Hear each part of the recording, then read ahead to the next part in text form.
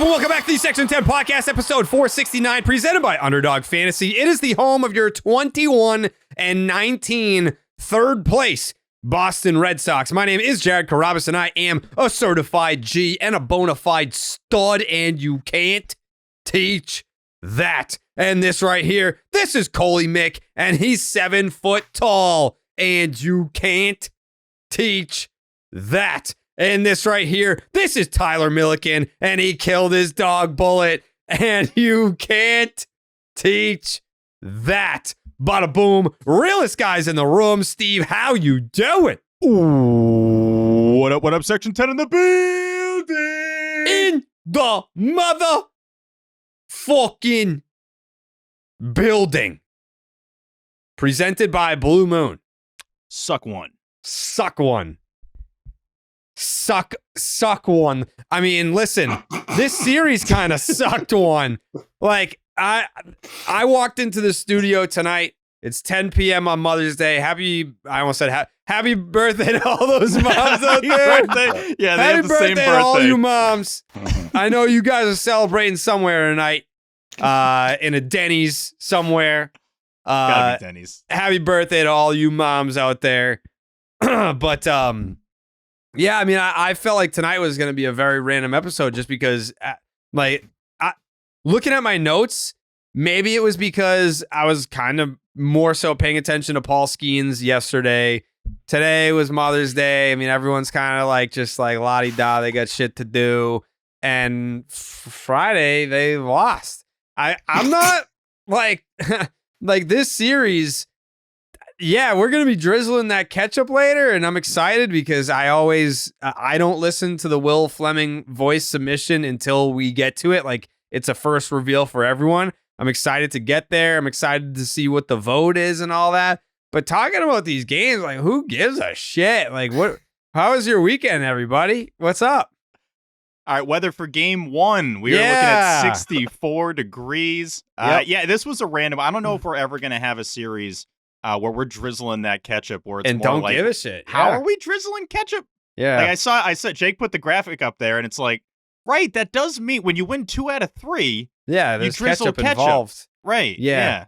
I'm very excited to see the voting because I put the call out for all the votes from the panel and took an accidental nap, and I never even looked at the messages. I have no idea what people said. So, and I obviously don't know what you guys say until you say it on the show.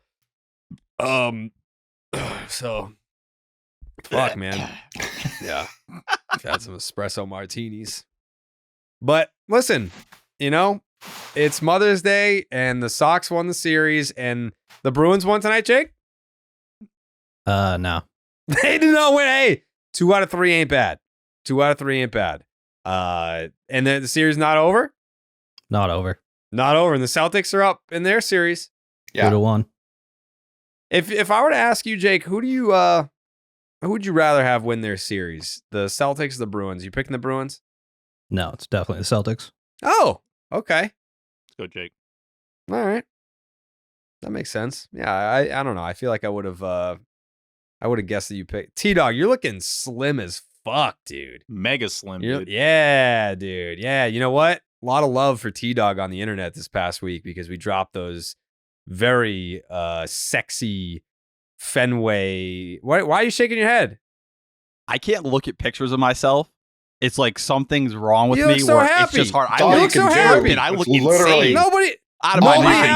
nobody happier than Tyler Milliken to be in those pictures. We took pictures all in It and looks around like Make-A-Wish Fenway. or something. Like I look Section so excited. 10, merch photos. We're in Kenmore. We're on Big Pappy Bridge. We're outside Gate A. Man, it was quite the photo shoot, and a lot of people were like, "Damn, Tyler looking slim out there. He's been dropping those LBs." People pointing out how happy you look. Like, aren't you happy that people are happy that you look happy? No, I do appreciate it. And it was fun being with everyone at Fenway because I still have never had that experience with you guys. I haven't even had that experience with you. I mean, we didn't go to a fucking game, dude. And we've been doing the podcast. This is the third Dude's like, season. man, that was the best time at Fenway. Like, we walked around the area. Like, we didn't even go We had a outside. blast. We were just on like Lansdowne the whole time, but it was Yeah. fun. That was a lot of fun. It was It was a Shout great out to- time. I had shout a out great to our guy time. Mike, Mike Eamon. who shot the whole Yep. thing. Yeah. Shot the whole thing. But I Yep. got work to do for the next photo shoot. What do you mean? I looked at those pictures. While I'm happy with Uh-huh. the weight I lost, I got a long way to go. I want another 30, Tyler, 40 you off. looked great. What are you, You look talking great. about, You look brother? great. Still- You look good. It was fine. It was good. It was an improvement over where it was at the start of this year. More work to do. Next time, He's- Steve. Are you telling me that you looked at those pictures and you're like, I need to lose weight? More because of weight. These. Tyler, You still Tyler's in look that good, Kobe though. mode right now. Job's not done. No, Job's not nowhere done. Job not close done. to Yeah. done. Wow. Okay. I'll be the I'm sad that skinniest you one in feel the that way. pictures next time. I'm sad that you feel that way because those pictures I thought came out great. Mike went crazy with them. He did a fantastic Oh. job. Incredible. Pictures were heat. Jake, do you like the pictures? Pictures were sick. I threw a couple on my Instagram. Yeah, me too. Same. Threw them up on the gram. The ones When in the is- train station, and this is the mind of Eamon, by the way. The ones in the train station, that's something we would have never really thought of. I think those are the best ones. Those ones are cool. Yeah. Yeah. Going to Fenway with my dad as a kid. That's we would always take the orange line to actually no, I took the orange line later on because I didn't want to drive into North Station, which is where he would go. We would drive into North Station, take the train to Kenmore, and I haven't been down there. When we took those pictures, I haven't been down there in probably 10 years. Probably the last time was when the Red Sox won the World Series in 2013. I went to the clinching game with my mom, and it was like the city put out a notice that encouraged public transportation because they're like, yeah, if you drive in, they're probably going to burn your car. They They're made it going to free. flip it over and burn I it. remember they made it free. That was cool. They what? They made the train free? Yeah, yeah. Did you go to that game? No, but I went to game 1 and the train was free. Oh, I didn't know that. Yep. Huh. The more you know. The more you know. You're like, I got it right the first time. We'll stick with that. Mhm. Yeah, nailed it that first time. Yep. You crushed it the first time. You Yeah. you said it perfectly. It's exactly the right tone. Yep. Yep. You know what else we crushed? Getting that over 10.5 pitches for Paul Skeens on Saturday. Mm-hmm. Smoked it. Smoked it. What did he throw? 68 pitches, something like that? Way more Yeah, than wait. 10. Way more than 10. 6 times. Yeah. Damn near But- 7, some are saying. Mm. Yeah. I mean, if you did not download the Underdog Fantasy app to get on that action, 10.5 pitches total for his outing. Actually, you know what? Speaking of Underdog, we had our first ejection that didn't happen on a podcast. Mm-hmm. Shout out to Tim. We were having a meeting. What was that, on Friday? Yeah, it was Yeah. Friday. We had a meeting on Friday, company meeting, and I'm not going to repeat what was said. No. But Tim made some comments about a player that I think is someone that we love on this show. Maybe made some suggestions and some hurtful things. At least I was hurt. What, Tyler? As someone who wasn't at this meeting, could you maybe give us an idea of No, what was said so you could no, fill no, us in? no, no. Who knows who the No, player no, could be? no, I have no, no no, idea. No, I'm not gonna say that. But I will. What I will say is, some comments were made, and there was probably, I don't know, maybe 8 or 9 people in the meeting. But when you're in a Zoom meeting, you can obviously see the windows and everything. And me and Coley just at the same time, like there was just a buzzword. There was a comment that was made, and I just see Coley, and I'm just like, no. I mean, if I was taking the Zoom meeting in here, I would have hit that suspension music so damn hard. But yeah, I just had to report that for the suspension Twitter account.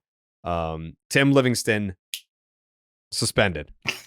But why suspend someone for spinning facts, especially when we see what Garrett Cooper's wasn't done the facts. last couple days? It wasn't a fact. What? Are you It wasn't a kidding fact. me? It wasn't a fact. It wasn't a fact. You It weren't wasn't a there. You fact. don't know what was said. Yeah, why are you speaking on something? First of all, don't speak on things that you weren't there for. That's crazy. That's crazy to just be like, oh, there goes the streak, by the way. Fucking first inning bloop single.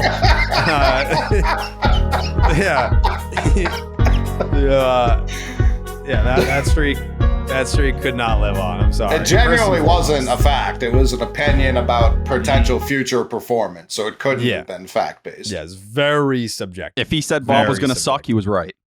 Oh, brother.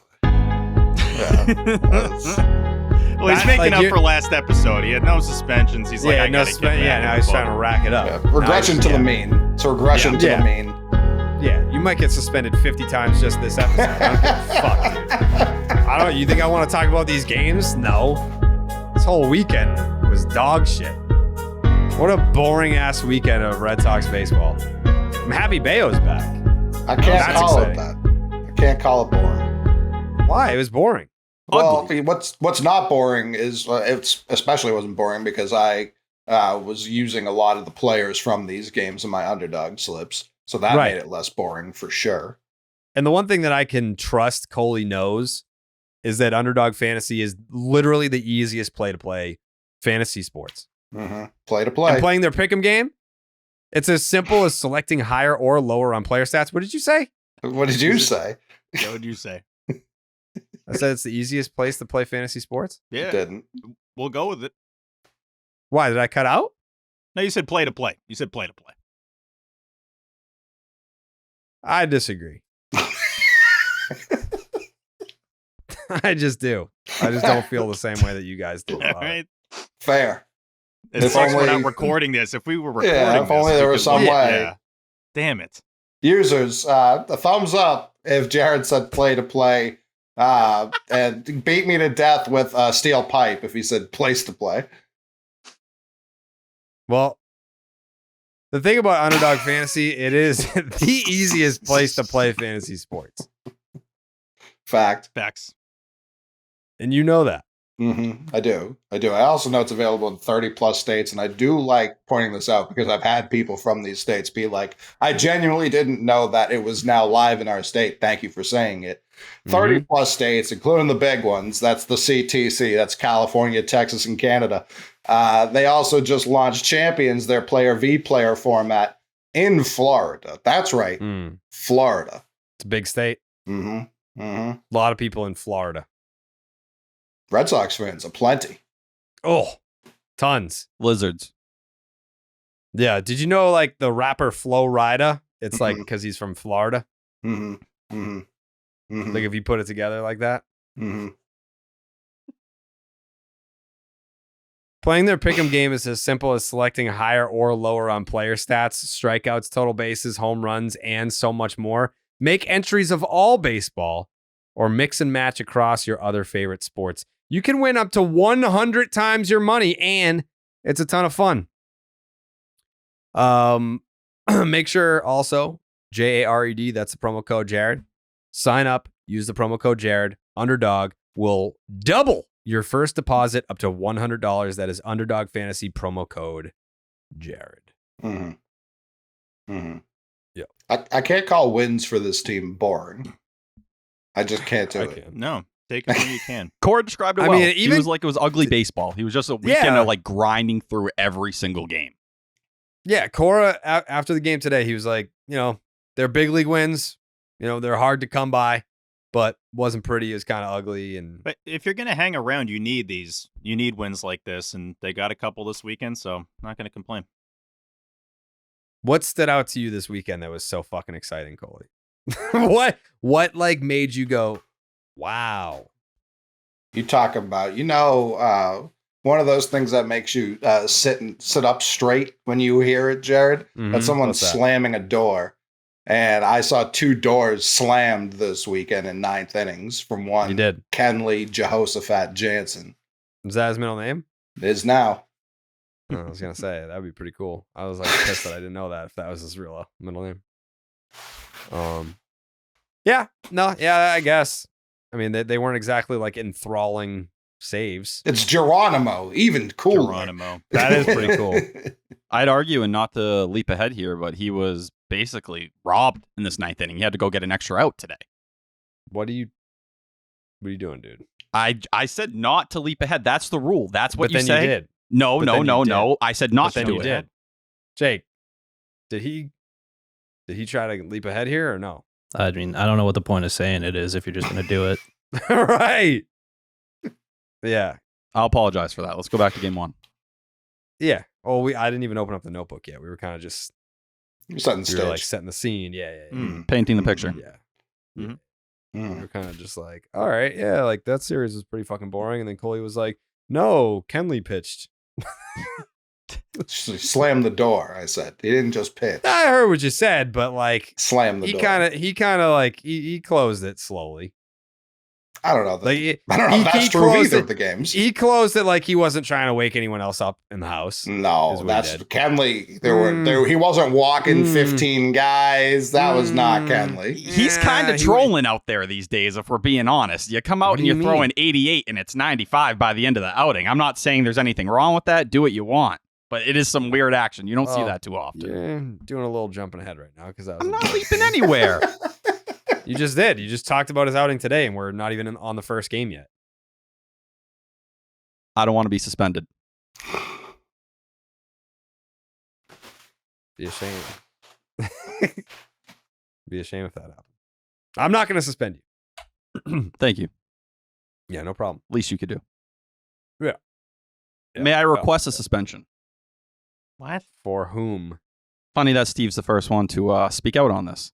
Oh, God. What, Tyler? What? We're on What good. did he do? We're On doing great good terms. right now, Tyler. What did Steve, he we were do? on Yeah, great you guys- fucking terms. Actually, You guys, what Great did terms. Steve? Yeah, hold we're on on, great Steve. terms. What did you do? Did you do something? I don't know to what I did. T-Dog? I'm worried here. Steve, what'd I'm you worried. do? What'd you do, Steve?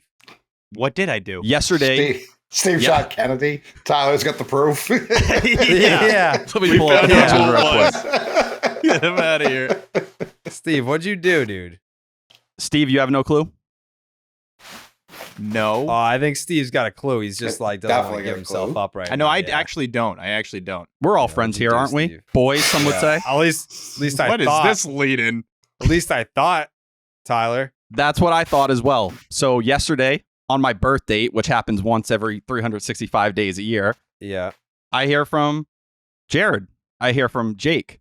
I hear from Coley. Oh, All with a happy birthday wish. Steve, not even a word. Not even, hey, Oh, hope you have a Steve. great day.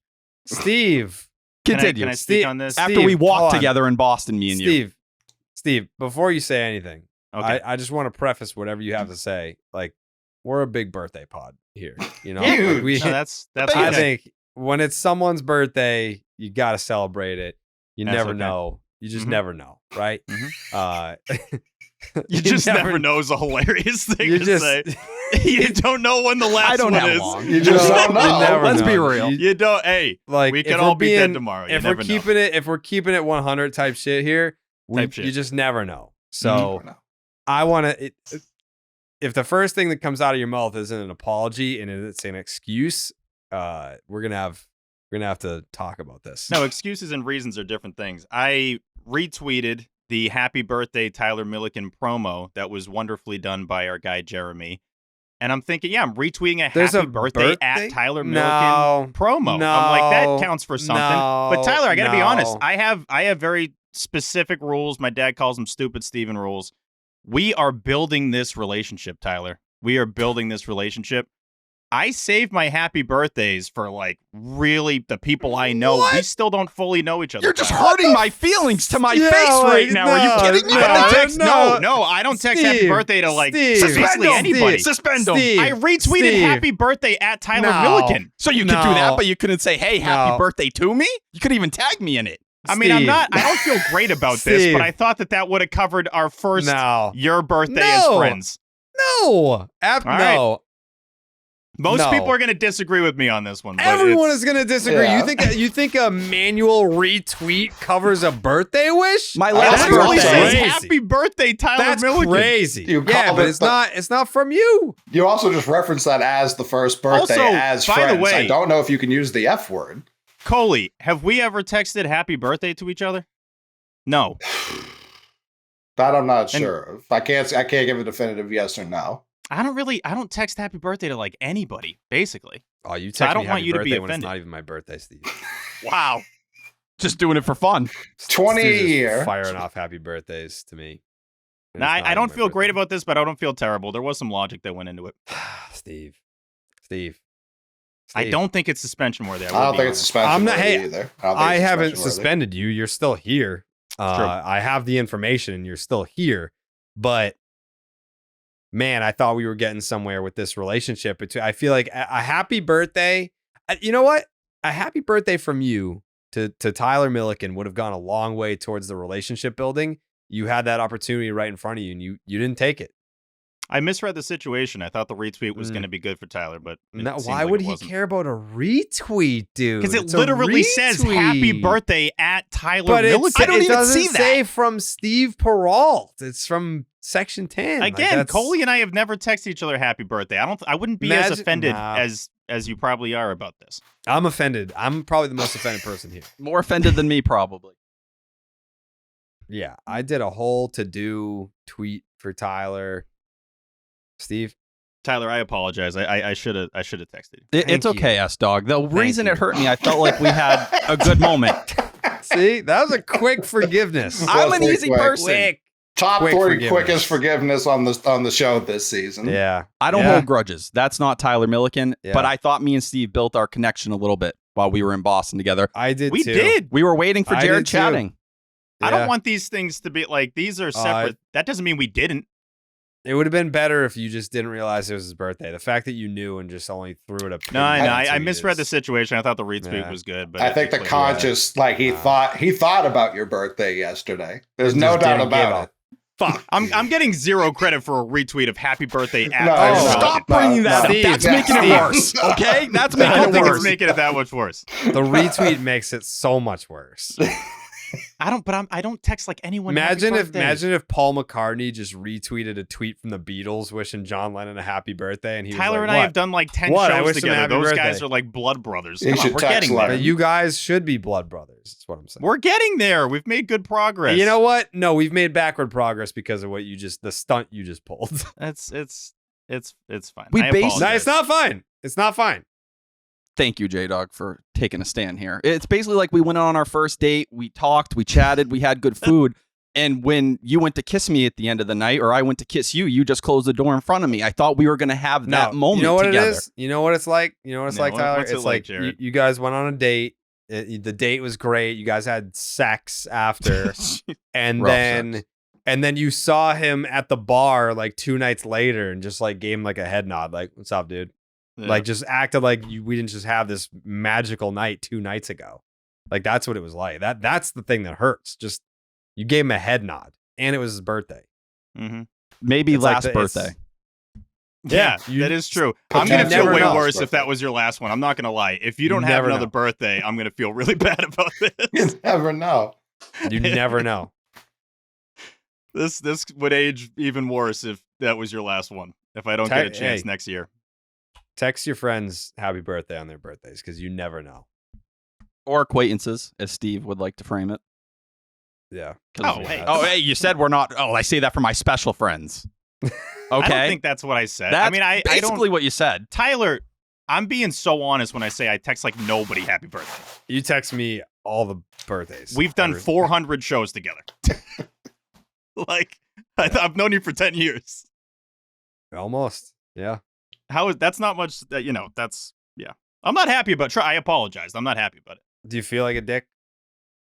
No, I don't feel great. I feel like you should. Feel like a dick is like, that's like, to me, that's next level. That's like, what? I don't feel great. My logic was incorrect here, and I apologize because of it. I don't feel great about it. Okay. We need to move on. Yeah. I agree. All right, let's move on. But just know that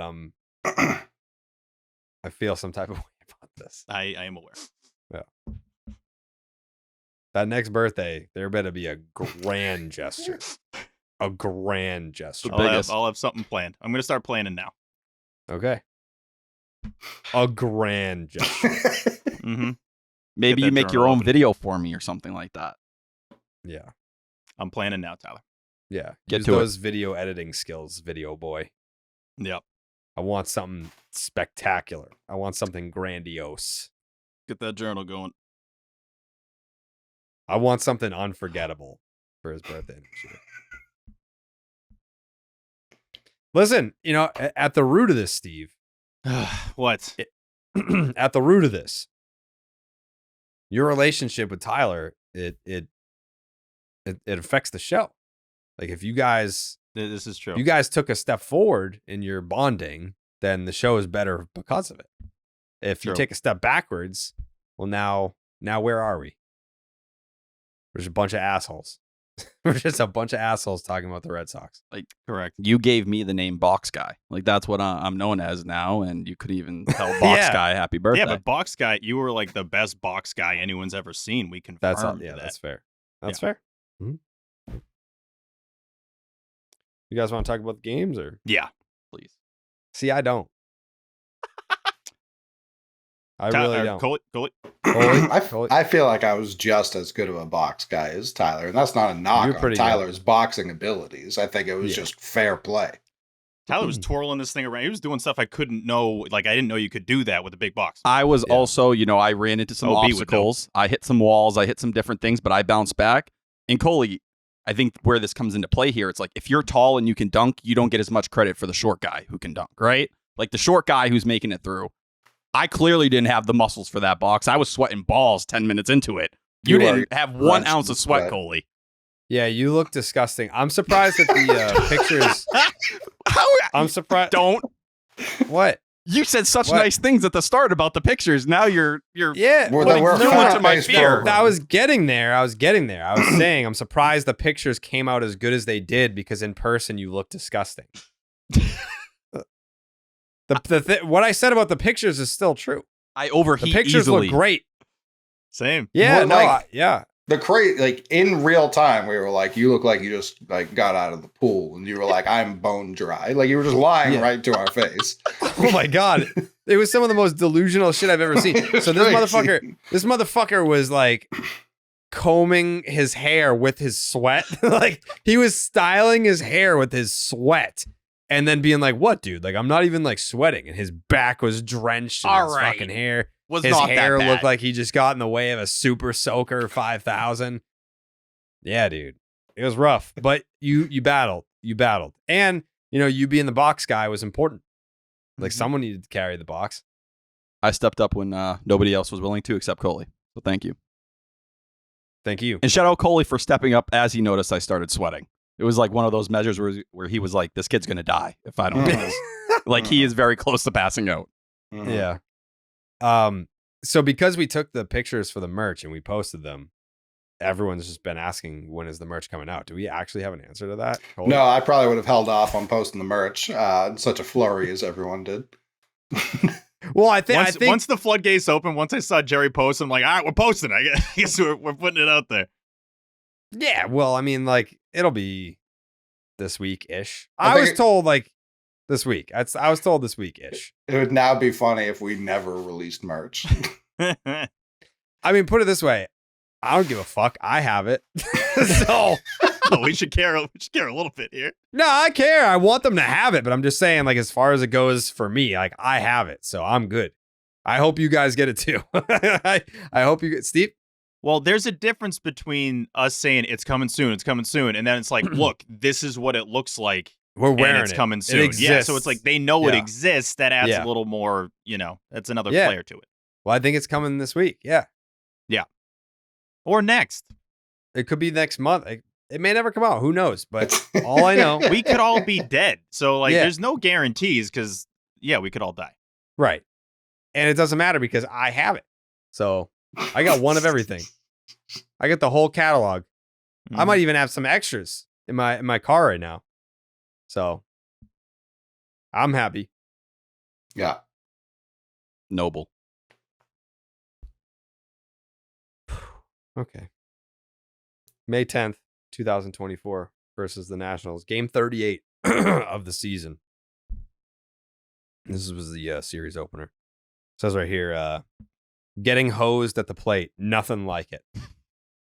First inning. Why have bases loaded against the worst pitcher in baseball when you could just send a guy home? I don't know. I think because they know they were so horrendous with runners in scoring position, they have no faith they were actually going to come through with a big hit. It was Vaughn, they're though, right. right? Vaughn was coming up. They have He no didn't have a idea great what he's series. capable of. No, he didn't, but they have no idea what he could do. I would rather that pitcher have to make the pitch. You know what I mean? Like, you can't send him, though.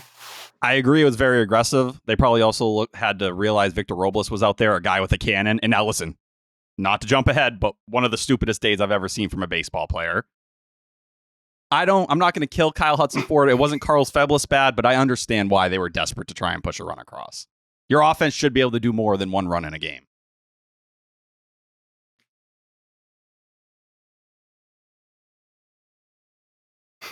Very funny when Tyler O'Neill does the front flip throw in the second inning.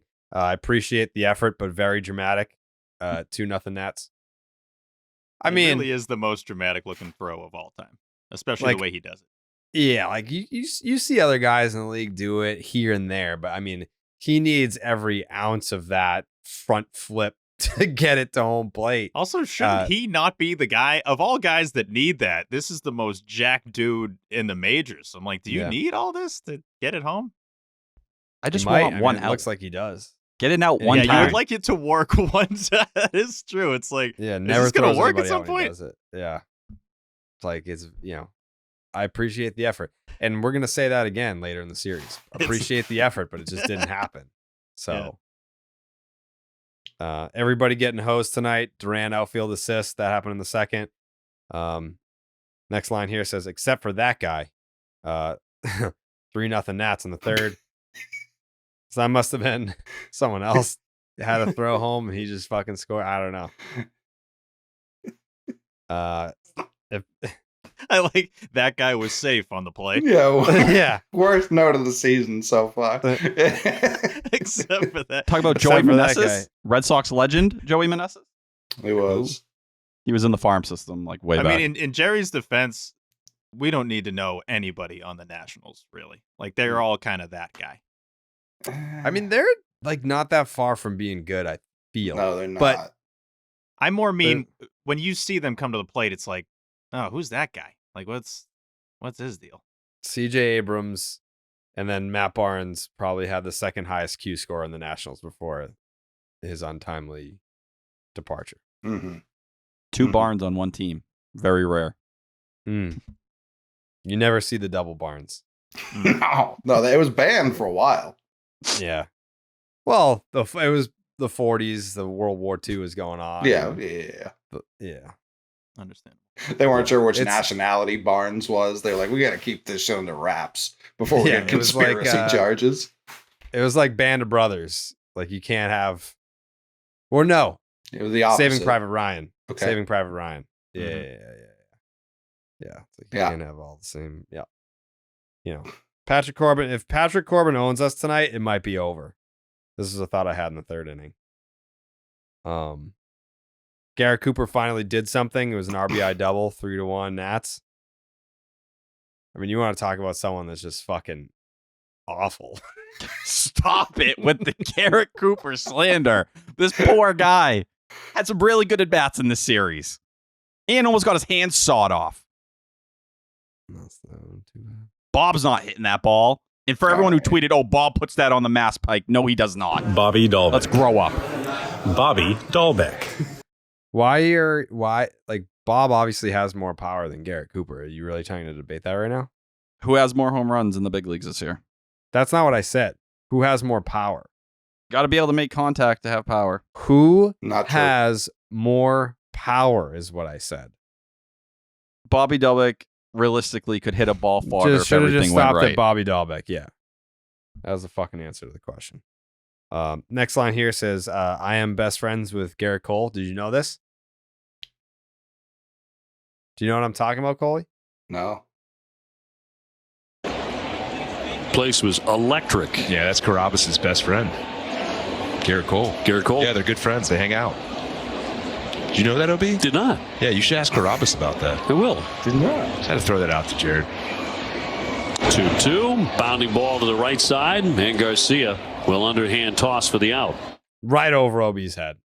Dude, Believed it to the core. Question Right for over the his group head. here. Yeah. And I know these are friends of the program. How do we feel about the OB-Uke connection? Because in terms of right over his head, I think Uke does say some stuff where OB's like, what is he talking about? I don't. Today he talked about fucking Wally's mom. He was saying Wally's mom is hot. Yeah, I'm sorry, what? You missed that? He was like, Wally's mom is. What did he say, Tyler? Yeah, it was that. He was like, yeah, Wally's mom's a looker or something like that. And like, Did Dave you tweet was this like, out, Tyler? No, I didn't tweet it out because it was so vulgar. I didn't want to put it on the timeline. It was a And lot. OB, which you never really hear from, was like, I was a little worried there. You had me a little worried. You had me a little worried there. This sounds like a hilarious trying to clip. get How do with we not? Wally's mom. How do we not have this? I just didn't end up cutting it. It felt What it felt inning was wrong. It was quick too. It wasn't like Wally drawn doesn't out. care. Well, Wally, Maybe eighth inning. me and Wally have a special Wally- connection right now because of our birthdays. Wally's mom got all that ass. Is that what? She thick. Well built. Damn. Imagine if Uke was like, "Yo, Wally mom thick though," like Yeah. during the broadcast. It was interesting. Today's broadcast was interesting. Well, they had a couple mentions. I think yesterday it was a Livy Dunn mention. And what did I actually Face wrote of the this down. sport. Not jumping ahead, Yeah. but OB said Livy Dunn influences Kevin Youkilis quite a bit. And I was like, what? How? In what way? Well, he had said like Livy Dunn, known influencer, was at the debut. Livy Dunn influences Kevin Youkilis quite a bit. And he was just like, yeah. I'm like, what is going on right now? I don't really know the 2-2. It's always, there's certain things like that where you just kind of go on with the broadcast. But yeah, it's an interesting combo. I do like when Youkilis is in there. There's a group of Red Sox fans that doesn't like Youkilis in the booth, and I don't really know what you're talking about. I think he's Uke's really great. good up there. Yeah, he's awesome. Yeah. Uke's great.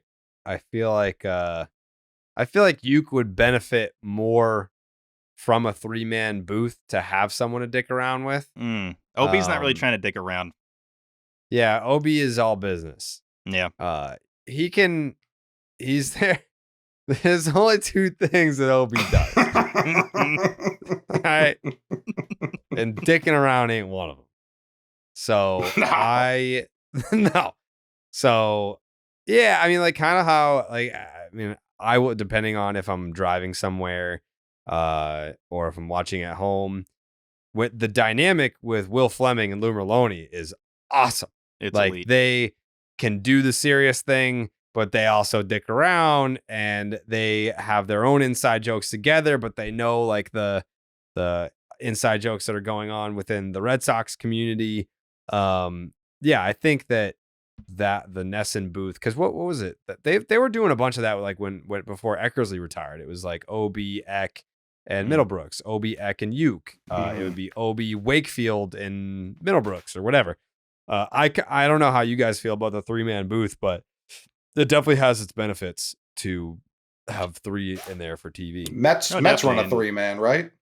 They do. Yeah. Very efficiently. And they've then, got the best. R.I.P. Remdog, he was really good with Eck. Like that was Yeah. a really good combo there with OB in there as well. So Yeah, I like a 3-man for TV. yeah. 2 is fine. I mean, 3 would be too much on radio, but for TV, I think 3 is the sweet spot. I think we keep it very honest on here. NESN at some point, I'm going to try to make this a compliment, is going to find the right combination in the booth, and we're all going to benefit from it and be very happy about it. It doesn't currently exist, but I think they will find it eventually. I disagree. What's up, T-Dog? I think What do you Lou think it is is, the T-Dog? guy. I think if you can get Lou in the booth every day as much as you can, that is ideal. I want a lot of Uke too. I want a lot of Middlebrooks. I like both of them in there. But I think if you're looking for the guy who could carry the torch from Jerry Remy and be as close to an everyday guy, it's Lou. I don't think there's a fan out there that ever has something negative on that end. And he said he's open to it. Obviously, he has the radio commitments and everything like that. But for someone who's enthused by baseball, who is that excited to engage with fans on a day-to-day basis as well on Twitter and have these conversations, like, there's no one who's matching that kind of passion that's closer to that old school guard of, like, you know, a regular color guy or whatever it may be. Coley? Feel like we know the right duo. And it's Not Lou and trio? Monaco. No, duo. I mean, I'm used to Tyler, this wasn't about like I'm dancing around this, but yeah, I love Monaco. I think more Monaco would be great. Lou is first place to me. And this had nothing to do with Lou. I more mean like the right full combination. Tandem. Yeah. And to Jerry's point of maybe having 3 dudes up there or 3 anybody's up there, I think that would be that right mix would be really good for the fan base. But as it stands right now, they keep trying different things, and it's not a bad broadcast, but you know, I think they'll get there at some point. But yeah, more Lou would be. I'm always asking for more Lou. He's the best. And I think with Monaco, the tough thing is I think Dave O'Brien just signed another extension, right? So the reality is that's going to be the booth moving forward. Someone's going to scoop Monaco. him, dude. Someone's going to scoop Monaco It's going to For happen. He almost got the I think- White Sox job. It's going to happen at some point. Yeah. Well, I hope not, because he's great. But I hope he stays unemployed because of how good he is. no, he's employed. No, I know he's he's employed working. by. I know he's No. working. It's just funny because he's employed by everybody. I think Monaco works for literally every station. I'll be tuning into like College World Series. There's Monaco, and then like an NFL game. I think you just be, oh, there's Mike Monaco. He can do it all. yeah. I just preferred 3-man for TV. Yeah. And if Lou was permanently one of those guys, I'd be very happy. What were the two things that OB loves to do? You alluded to it earlier. I got, now that we pointed it out, Devers failing to get the big hit really stands out. It does. First and third, 2 outs. It was a 6-3 put out. That happened in the 5th. But OB loves talking Sox. That is true. Mm-hmm. Lou loves talking Sox too, though. Like his walk videos are 10 out of 10. Yeah, those are Always. It's the He perfect. doesn't miss, as the kids say. He does not miss. It's the perfect balance between having hard takes, but not just being, the negative radio side where it's like, hey, and obviously Lou did this for a long time, but just to have a negative take, it's based in realism, but you feel that same optimism that you get like on this podcast or you get on Red Sox Twitter. You don't find that blend in many places. I feel like really that's why everyone gravitates to Lou, because he hits both generations. Some people will say, you only speak to the younger side or the positive side. Hey, certain people on the radio side only speak to the negative. Lou gets the respect from everybody. No matter if you're an old school guy or a new school, you can't hate on what Lou says because he backs it with numbers when he needs to, and he has the player side of it. Lou also, like, everything's locked and loaded. When he's doing those walk-in talks, there's, like, no breaks. Like, it's just, that train's going. And that's something that's really hard to do. I think a lot of people, we do the best we can, yeah, exactly. I'm just saying we do the best we can, not jumping over each other. Lou and radio and TV, which are completely different platforms, he is very good at just being the exact amount of what you need every time. Like, he gives you exactly what you want and need and didn't even know you need him. Like, oh, that's a really good point. Yeah, Lou's the best. We're lucky that we have him. And it is interesting that I don't know how many stations have someone that also does radio. I feel like that's not common to be on the radio broadcast and the TV broadcast, but he pulls it off seamlessly. Lou Spumoni did that. Dino Right. Spumoni's brother. Yeah. Mm-hmm. I do remember that. Right.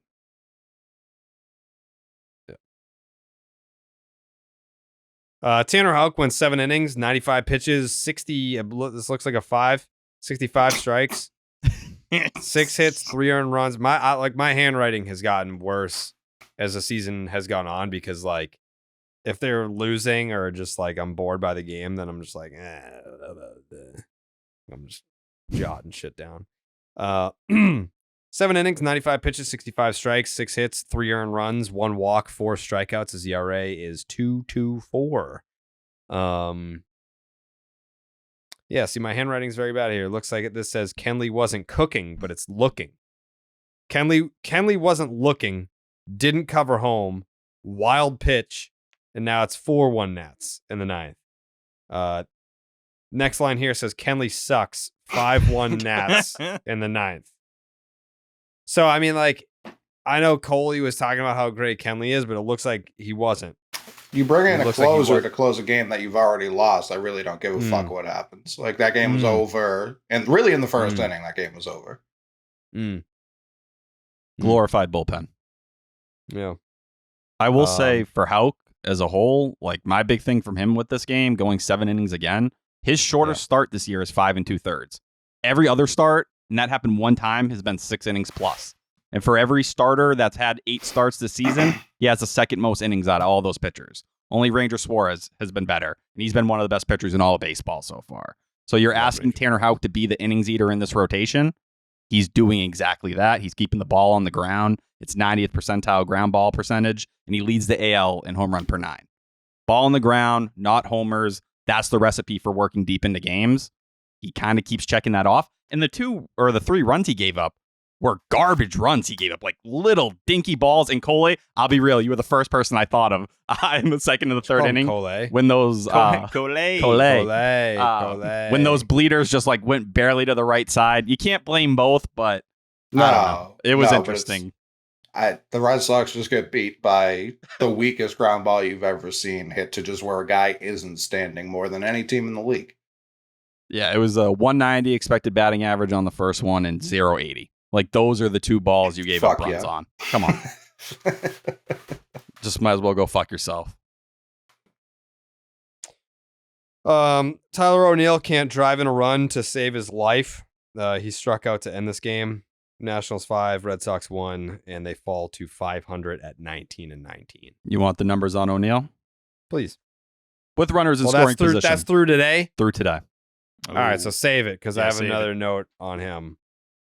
Today it says that Tyler O'Neill strikeouts are getting out of control, and that was not to jump ahead here. That was in today's game. So save the O'Neill Nuggets for that game. I don't have a ton of notes for Saturday anyway, because like I said, the first line for the middle game says, "Looks like Criswell gave up a bomb. I'm watching Skeens 1-0." I mean, I'm just being honest. It's not like I had the Red Sox on, obviously, but sure, you'll miss some.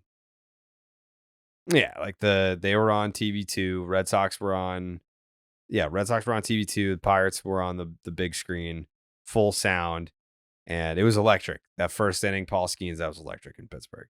But I think it was one of the MLB accounts was saying, "Is this the most hype debut since Strasburg?" I feel like they skipped over like 7 people. Like there was one this year I feel like was as hyped. No. Jackson? Was very hyped. Yamamoto. No. You give a guy $325 million. That doesn't count. He wasn't drafted. Yeah. No one said drafted. They just said pitching debut. Nah. Well, I mean, like it's for me. I think it's comfortably the most hyped out of college, like by far. Like that's not even a conversation. That might be the implication there, right? That might be what's implied of like drafted through a system. Yeah. I don't know that because you're not wrong, Coley. I just think Ohtani. That's maybe what that means. Yeah, no, you take out international. Yeah, I felt like it was like Skeens is the most hyped like start day since Strasburg. I just want to apologize, real guy. I said Coley, I meant Cole. Right, Cole. Yeah. Cole. Hey, Cole.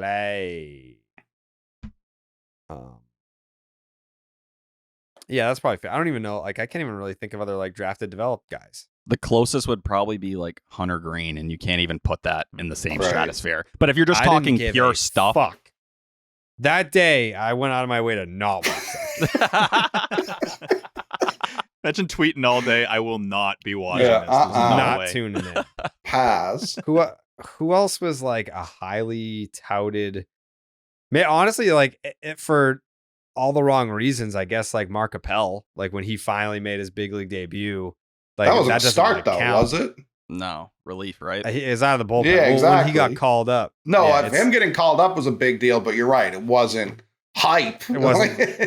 No. It wasn't hype. No, I mean, great dude. Most arms, because Beckett went 2, right? I know that was obviously prior to Strasburg. Hamilton. Yeah, Hamilton and Beckett. But that's not like pitchers. I feel like they typically don't go 1-1.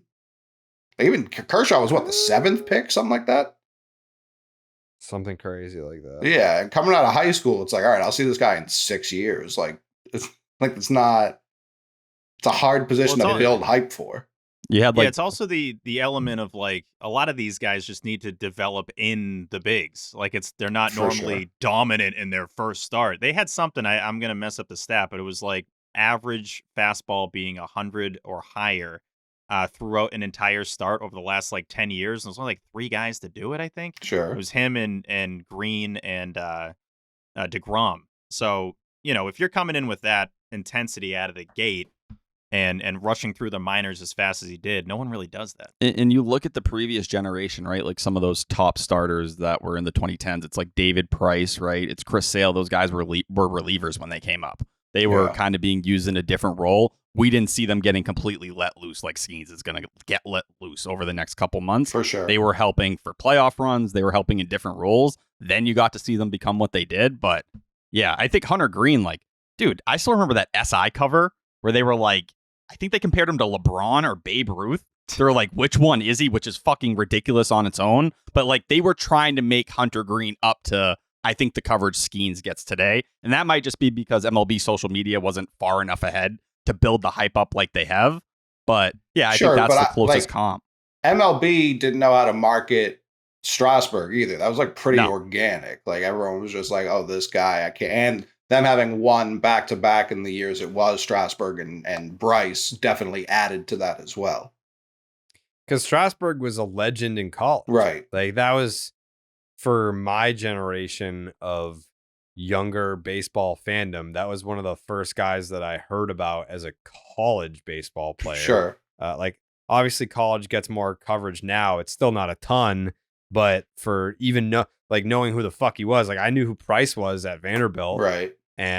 But it was just different. Like Coley said, he got called up as a reliever to shout up the Tyler. Red Sox ass. Oh, Tyler. It was also like the savior thing, right? That's what played so well with Strasburg. And I don't know if people just don't give a fuck enough about the Pirates at this point, or O'Neal Cruz is like on the team, so they don't care. But like, it should be viewed in that same kind of savior light. But at least with the Nationals at the time, that was a franchise that had accomplished nothing. They had nothing going for them. So it was like, okay, this is the one positive we can look at besides Ryan Zimmerman and say, hey, carry us somewhere. Like the Pirates, I don't know if people are just like, yeah, that franchise is never going to get out of where they are right now, or people just remember, the Andrew McCutchen days, which were a decade ago now. I was going to say, they were relevant recent enough. The Pirates? Yeah. Yeah, the McCutchen years. Like a decade. Yeah, it hasn't been that for the Pirate, like the rest of my life. Before that, it was when Bonds was on the team. You know what I mean? Like that was a longer layoff than it's at right now. Well, another important element of this, I don't even Nate think McLouth, dude. I won't. I don't even think Instagram existed when Strasburg made his debut, and Twitter had only been around for a couple of years. So it did, but like no one gave. Yeah, you couldn't post videos yet. I don't think. No. It was just like a bunch of pictures of salad back then. I think IG started in 2010. That's when he made his debut. No, that's what I'm just telling you what the Google machine says. This is October 2010 is when IG started. I had Instagram in 2006. That's true. You had maybe Twitter. I had the beta version. Okay. Yeah. Wilyer Abreu is my favorite player on the Red Sox. He had a home run. Should have had two. Make it 1-1 in the third. What? Should have had two. Yeah, you're right. Yeah, he should have had two. I think, it's kind of slim pickings. The Red Sox are starless, and there's not a ton. The Red Sox have no stars. What are you talking about? Not true. You tell me the Red Sox have a star? Devers not existing? Devers is a star. Okay. Devers is a star. Come on. How many times did you see Rafael Devers? I'm not saying he's not a star, but like, let's not act like Wilyer could even get to the Devers level. I love Wilyer Abreu as much as anyone, but he's never going to be the hitter Rafael Devers is. That's not what I'm saying. That's not the point that I was going to make. Get him out of here. That's not the point I was going to make. But like when you see like MLB hype videos, like how many? They're bad at those. That does not count. They've gotten kind of better at them in recent years. I think individual teams have gotten better now that Jeff D. Lowe doesn't run 25 of the 30 franchises' social media accounts. Yeah, that is true. Not even a shot at Jeff D. Lowe. It's a shot at MLB for having people who don't give a fuck about the teams run the accounts for so long. Outside of Devers, the team is starless. Yeah, I think that's a different statement than saying it's starless. You've also got a slam dunk lock Hall of Fame closer on the team. I feel like that's a star. Wow. He's reaching. Hands up, goalie. No. Off the keyboard. He's not putting the hands up. Guy just hates Hall of Fame talent, I guess. I don't know. Couldn't be me. I don't know why. He will be a Hall of Famer. Walking. Maybe. Yeah, I think Jansen's a Hall of Famer. He's borderline. Fringy. Yeah, it's borderline. That's the right way to frame it. Yeah. He's in. We're putting him in. Maybe. Yeah. We're putting him in. He's in. I mean, welcome to Cooperstown, Kenley Geronimo Jason. If Billy Wagner's having a tough time getting in, then Kenley Jansen might have a tough time getting in. But dude, he's a World Series closer. Like, are you just not even factoring that in? Not Come thinking on, about man. it. He's got a ring.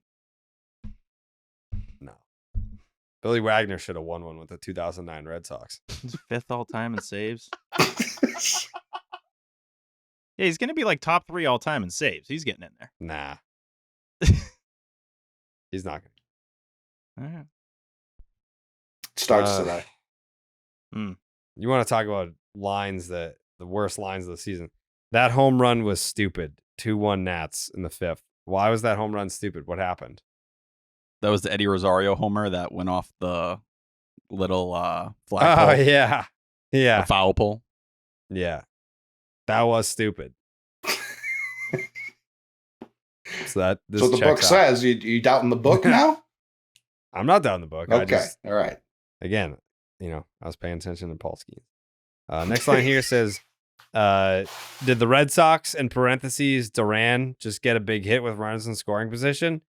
2-2 Red Sox in the 5th. So you really weren't watching this game at all. Durant's the only one who comes through with runners in scoring position. It's 361, awesome. 400. Almost like 400. Yeah, 583, 983. Only one, 36 at bats. Cooper Criswell, 5 innings, 79 pitches, 52 strikes, 3 hits, 2 earned, 1 walk, 9 strikeouts. Did give up 2 home runs, but the ERA is 2.10 on the year. What's Cooper Criswell doing well to get 9 strikeouts, T-Dog? So the weirdest thing about this start, and it's something we just haven't seen from him, and it kind of carried into how Brian Bayo pitched the following day, but it was the heaviest changeup usage of the season for Criswell, 39%. His primary pitch. So this was like almost Garrett Whitlock-esque in that sense. And you go back to a year ago, like how much Cooper Criswell was throwing that changeup. I believe it was 13%. Yeah, it was his 4th most used pitch. So far in 2024, it's his 2nd most used pitch at 28.1%. So when you're talking about tweaking stuff, and we didn't see the changeup get this much usage until more recently, but as he starts to work a little bit deeper into these games, it's not just 4, now up to 5. He's racking up some of these strikeouts. He's using different weapons. This is what Andrew Bailey's kind of molding him into.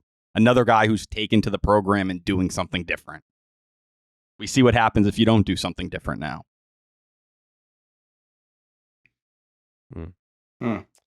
Down to Worcester you go.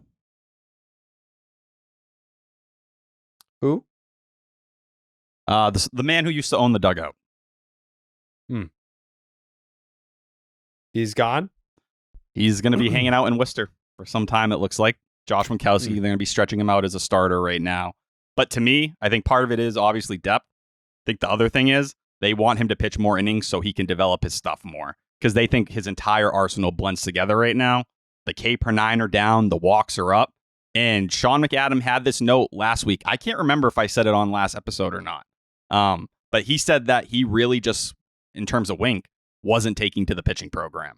Like whatever it wasn't clicking with him. He wasn't seeing the stuff kind of play the way it needed to. And I think some people saw the spot starts and were like, hey, look, like he's getting through. He didn't strike anyone out in 4 1/3 innings or whatever it was a week ago against the Giants. I think the Red Sox are at the point with him where they have so much pitching depth. They like Zach Kelly a lot. They're going to say, hey, you go down there and work. Let's see if we can figure things out. And who knows? I wouldn't be surprised if Wink is someone moved at the deadline. But for the guy who was your 3rd best reliever a year ago to now be in AAA, that's pretty wild. So you would say he sounds like the type of guy that just operates his own way, whether or not logic makes sense or not, just kind of beats to his own drum? Maybe. And listen, for Wink, he hasn't had it easy this year. They have been shifting him around in different roles, to the rotation, to the bullpen. But I think you go back to spring where he wasn't happy about the way things worked out with him not winning a starting job. We know he hasn't been fully healthy either. He has that chip in his ankle. Could it be all these things together? It just feels like more than anything, he hasn't been on the same page with what they're trying to do pitching-wise. So they're going to send him down there, and he'll be back up at some point. They're going to need him. It's just when you have better arms and you have this many options, it becomes easier to send someone like him down, especially a multi-inning arm, whether it's Criswell who gets those reps, whether it's Kelly, especially, once Garrett Whitlock comes back and he has a rehab start on Wednesday. I'll even defend him here. there's definitely other guys that are on the roster right now that could have gone down instead of him. I think Cora likes 2 lefties in the bullpen. I think that's become pretty apparent. And I'm not even Boozer's talking been about better. pitchers. Like the fact that, there's position players on this team. They that, think Romy Gonzalez is gonna carry us into glory. Willier ain't facing any lefties anymore, man. They're putting Raphael out in center. Not even thinking about it. What kills me, why is David Hamilton correct. playing at all? Why is that even there was a play in that game too, and I don't think it amounts to any runs or anything. A very normal big league play, and he just botches it. They show the replay, and I tweeted out a screenshot of it. It's just he's looking at the ball like, oh my God, how have I done it again? It's every single time that he's in there, he messes up routine plays. And then at the plate, obviously, he's doing nothing. I mean, what is he? He's hitting 200, so he couldn't even get a sack bunt down. He nailed it right to the first baseman. It's like, dude, let the ball hit the bat. You're not supposed to, jab at it. He can't do anything right, and it's infuriating. There's certain scenarios, and Tyler, I always know you got all the listed prospect. You got everything down. Well, they should do that. Should it? With this, I'm not even looking at what the alternate plan should be. I just need it to be an alternate plan. I just need it to be not David Hamilton getting any of these at-bats, especially getting any time in the field. It is so hard to watch. I just think you have options that are more entertaining, and they may not be on the 40-man, but you got to push David Hamilton through DFA, waivers, whatever. I'm not going to sit here and cry. And they've been going through, there's a flu down there, the same thing Grissom got, so there's been a bunch of guys sick. But I would take Nick Sogard over David Hamilton and not even think twice. Guy who puts up professional at-bats that the organization likes, can play shortstop, second, third, and do those things. You even got Eddie Alvarez, who's a defensive specialist down there, who call him up. He can kind of offer you the same thing from the left side like Sogard. I look at Hamilton and it never impresses me, but he steals bags. It seems like they see value in that. He's the last guy on the roster at this point, but yeah, definitely not a guy that I like being on the big league roster. I think you have better options. I do kind of feel for him because it's the ball always finds him. When he's in there, it's okay, we're going to have a play that's a little above average, and the odds of you making it are just next to zero. And it happens way too often. I'm just getting sick of seeing it. If they were to DFA someone tomorrow, it would not be Hamilton. Dom Smith would for sure get the heat. I don't think David Hamilton's killable. I'm curious with the Dom Smith stuff too, because I think Nico Cavadas is at AAA. Fuck Dom Smith, fuck anyone who likes Dom Smith. He's I'm gonna hit a bomb every fucking day until they call me up here. He's the OPS is over 1,000. It's 9 homers. He went deep again yesterday. But it seems like they're pretty set on platooning Cooper and Smith. Maybe if Cooper gets really hot, they lean the other way. But I think the other half of it is they like Dom Smith's defense. They just know he's dependable out there. I don't think they view Cavadas at least as dependable right now. Yeah, for now, it doesn't seem like it's going to change much. They'll probably just have those guys splitting the time at first. But yeah, it just comes down to a simple thing of this guy can't be playing on a major league team. We've kind of seen enough at this point. Understandable, maybe this isn't what he's always going to be at this level, but it doesn't have to be for you. You can give him a chance somewhere else. I've kind of seen enough so far. Jerry? Just get Bob up here. Fuck's sake. I mean, I'd feel better. Not all the guys you just talked about, none of them have performed better than Bob. The Red Sox are doing big hits today. 2-run double, Raffy, 4-2 in the 8th, and that would ultimately be your final. Red Sox 4, Nationals 2. It's a win, 20-19. The Boston Red Sox.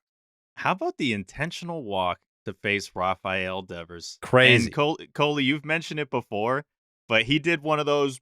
He did one of those faces, one of those big lower lip faces of all right, y'all get an intentional walk to face me. Okay, all right. And credit to him, he battled. They were trying to get him with the 4-seamer again. I think they threw him 5 straight 4-seamers. He fights him off, and then the last one gets enough of the plate, and he hits an absolute rocket. But I don't care how a guy's hitting with runners in scoring position, how he's doing with 2 outs in clutch situations. It's Rafael Devers. You're walking a guy in Tyler O'Neill, and I know I don't want to jump on your stats. I don't know if you had this one. With 2 outs and runners in scoring position this year, he's hitting 0. He literally doesn't have a hit in those situations, and you're giving him a free bag Crazy. to face the face of the franchise in Rafael Devers. That was a bizarre move. Definition of overmanaging just because you got the lefty-lefty matchup. Like, Rafael Devers is, like, super susceptible to lefties randomly or out of the blue. One of the best hitters in baseball. It's crazy. Series finale here today. 31-9 in the City Connect uniforms now, by the way. Impressive. Shout out to Tommy Mack. Wait, real quick, Jerry. Real quick. Steve? I'm going to send you something if you don't mind playing it, because I just want to give a hat tip to Castigs and our guy, Will Fleming. Mm-hmm. Just a really good call on the Devers hit, if we can give that a little We used to do the Nextel call of the week. I think this could be that, you know? Well, I don't even think I have the sound anymore, to be honest. Who just did that? Goalie. And now you're lying? Tyler. Why would I do it? Jake, who did that? Who made that noise? Jake, please. It's Tyler, and I feel like you got to toss him for lying.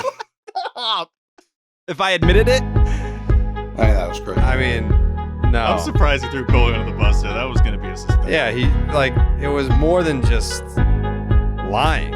It was, you tried to get Coley in trouble. Like I would suspend Coley. Coley. You think I wouldn't take Coley as, you think Coley would lie to me? No. It's just disappointing. We have an honor system here. Disappointing. I don't think Coley's ever lied to me about anything. I just view Coley as, for the most part, above the law. Yeah, no shit. I Even if he did it, he wouldn't get suspended. follow the laws of society. Mm-hmm. So how am I above something I'm within?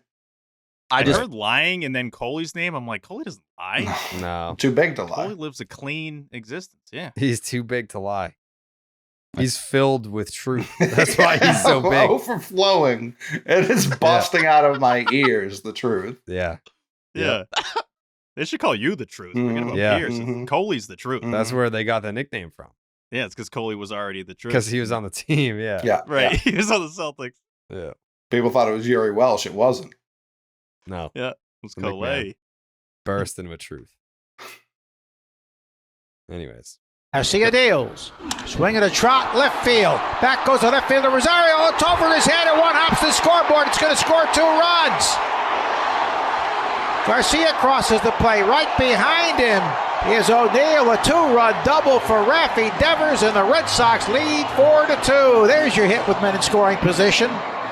Big time. It feels great, and that is absolutely absurd managing from the Washington Nationals. Absurd. Yep. You want to face the Red Sox hottest and best hitter? Well, that's what you get.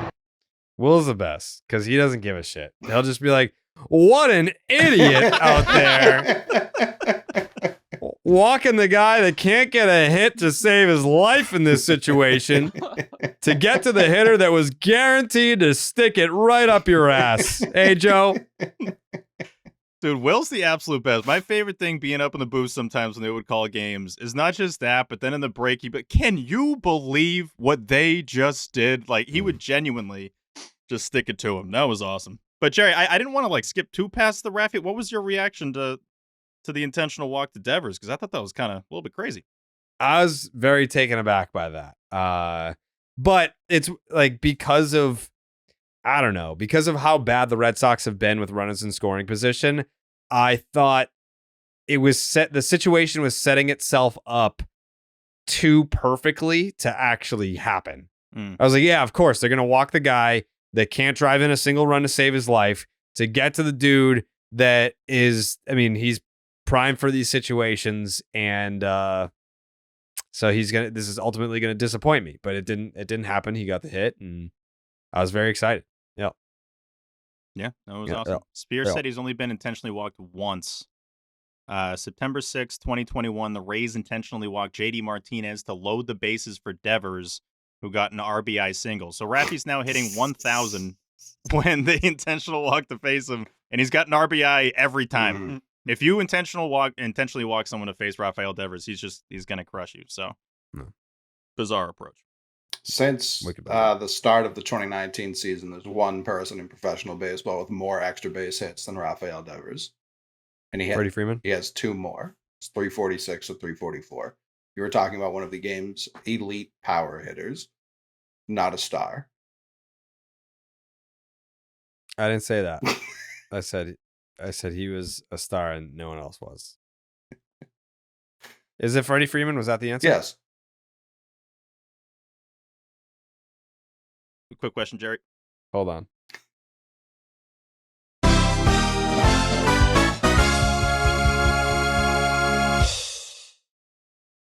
What was your question? A lot of the folks that listen to this fine program are asking if Tied in the 8th is going to be making a return this season. Do you have a statement? Buddy, you ain't asking me that fucking question. I wanted to do Tied in the 8th every time it's been fucking tied, but I can't get the news team to assemble. I feel like anytime Coley. Yum, please. So this was, let me get the date here. This was Tuesday. In Hotlanta, I texted 9:27 p.m. It's the 8th, 9:28 p.m. And it's tied. Crickets abound from everyone. I was preparing baby girl for me to hop in the call. I was at Martha's place.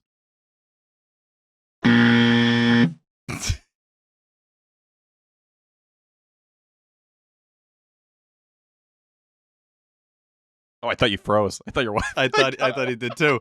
Nah, I'm here. I'm just waiting. I'm waiting for Coley to finish his thought. It's finished. Yeah, it's okay. done. Yeah, nothing. Me? No one responded. You were one of the no one. Coley. Jared. I've been dying to do Tied in the 8th. Dying. Okay. That game's tied, and it's the 8th inning. I'm in. Just send me a link. I'm not the link guy. Who makes the link? It's Steve. Didn't say you were. Steve makes the link. I have a question, and I never like putting work on people's plate. But it's a fair question for the best producer in the land, Jake. Would you be cool with cooking up the links and sending them to us in the chat? Yeah, it's just, do we want to do it over Riverside or IG Live? No, it was either that or StreamYard. StreamYard, right. It was either StreamYard. I think I don't think we can use Riverside to go live on Twitter, because I'm pretty sure, can't we go live on StreamYard and then send out a tweet so that people can just click the live? Yeah, we should just do it like we used to. Let's just do the StreamYard link, and then people can be in the chat. Yeah. Yeah. That makes more sense. Like, I don't want to have someone like leave Twitter to have to go somewhere. I'm pretty sure if we do StreamYard, then you're just watching it on Twitter. It's Tied in the 8th. Exactly. Yep. Next time it's tied, we'll be ready to go. All right, cool. All right. Next time it's Tied in the 8th. We StreamYard link in the chat. Coley? This is on genuinely the 4 review. I say it's Tied in the 8th, and no one says anything. Nothing.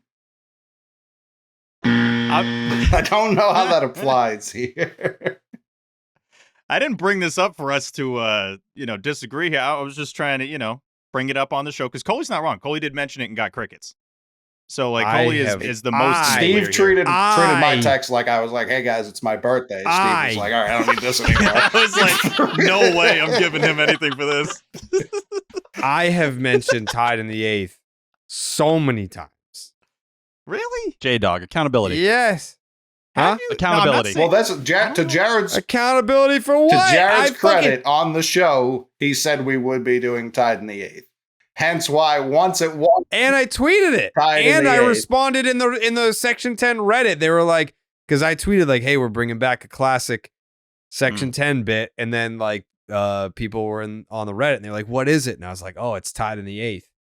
I've been campaigning across the land for Tied in the 8th. You would think when someone from the program brought it up in real time, you would have been like, "Fuck yeah, it's go time," Jared. You know that I don't have the capability to create the link. I'm not asking you to create the fucking link. What kind of point is this, Jared? So when you tweet the group text to be like, "Hey, are we ever going to do Tied in the 8th?" I need someone with the capability to make the link to just fucking make it and throw it in there, and I'm clicking it faster than any one of you guys. Coley? You can't. The people who could make a link aren't going to make a link if they don't think you're not in. me. Not me. But whoever. All right, put it this way. All right, hey. No. No. This is a question for Jake and Steve. Both of you have the capability to make the link. Both of you are aware that if you had just dropped a Tied in the 8th, you know that that's something that I want to do, right? Because like I know like Steve, you and I talked about it, and I know Jake, he checks the Reddit. Like you've seen me address this and tweet it. So there's no confusion about my willingness to participate. I just didn't know the vibe that night. I didn't know if everyone was all in. It was a misread. It felt like that night Coley was the time. only one that was all in. If we're I was all in. What night was it? Tuesday. When no one replied to him, it felt like he was the only one that was all in. That's just being honest. We all need to take accountability. Not me. Not Coley. Not me. J-Dog, you're right there with us. Bro, You're the ringleader of the circus. I understand that, but I introduced the idea of bringing it back and have been publicly talking about it ever since. You don't have to ask me, do I want to do it? Coley. In past group chats, when Steve specifically was the link master, you would get on his ass to sauce you a link. You would be hammering him until a link was You'd be provided. like, Steve, where's the link? It would be all caps with like 5 questions. People fucking know I want that link. It just didn't feel like when Coley texted it that you wanted it. But you understand why? It's because I've been talking about Tied in the 8th for weeks now, and it's never happened. So if Coley, someone that I know can't sauce me a link, is asking, and I'm waiting for someone to sauce me a link, and I get no fucking link, then what am I to do? What am I to do? I've already expressed my willingness and interest to do Tied in the 8th. There's nothing I can... No, Tyler! There's nothing I can do beyond that. There's nothing I can do beyond say, hey, I would love to do this. But clearly me saying that I would love to do this is not enough to get a link sauced to me to click. I will click the link when I get the link. That's all I can do is click the link. All right. That's it. All right. All right. We only brought this up so we could confirm. I didn't. You want us never to be have to pointing ask me if I want the link. I want it. All right. I want it. If there's a link to be clicked, Jared wants Smashing it. Jake is going to Boom sauce sauce. the link, and we're going to hop on in there. Thank you, Jake. Next time the game is Tied in the 8th. Hashtag thank you, I Jake. hope it's tomorrow. I hope it's tomorrow. No, same. Immediately get right Give to me it. the link. Yeah. Oh, I hope it's Do it. not tomorrow. Why? What's tomorrow? Celtics. Who fucking cares? Oh, me. I sure. want the Red Sox to be tied in the 8th tomorrow. I want it. Tuesday. That's the Bruins. Tuesday. I second that. I hope it's tomorrow. Every game. Yeah, I hope it's the next 4 games. Whole series. Actually, I need to put in a vote for Monday. I've moved Mother's Day to Tuesday. What? We're pushing holidays back in my family. Yeah, that's I can't do that. We absolutely can't do that. Holidays are when holidays are. Unless you're Greek, then you, I guess, move Mother's Day to Christmas or something. Right? They got the like Orthodox Greek. Easter on a completely different Yeah, day. the Canada Easter's does Thanksgiving different. in like July. It's a whole scene. December 30th, Christmas. Yeah. There's certain exceptions, but you unfortunately don't get to make it. Yeah, Chinese New Year's like February typically. Mhm. Tyler Milliken's Mother's Day. That's the third Tuesday in May. Everyone knows that. Yeah, right. Love you, Mom. So, I love your mom too. I'll let her know. Next line. Oh, the first line. We still haven't even fucking done the first line in the first game. Or the third game. Can't be picky about my hits with runners in scoring position. Raphael, a 2-run ground rule double. It's 2-0 Sox in the second. You know, it's a ground rule double. It was a little dinky flip up into the stands. Flippy do sideways. Ground rule double do. What? I mean, Steve, how you about look that confused. drop ball in center? Have you guys ever seen a drop that was that easy? No wind, no sun. Yeah, Rafaela did it this year. Did he do one that bad? Yeah, in Anaheim, I believe. Yeah, but he was trying to swag that one out at least. Oh, right. Yeah, he was trying to get too cool with it. This guy was trying to actually catch the ball, Yeah, fundamentally sound.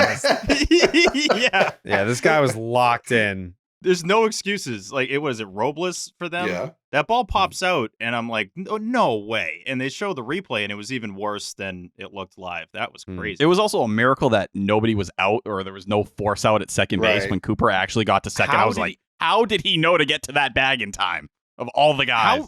How do you not throw Gary Cooper out? This guy's clunking into second base. You got to be able to make up for an awful mistake like that. That was bases loaded there is crazy. And then he made a miserable base running decision too, like runs into third when there's already a guy there.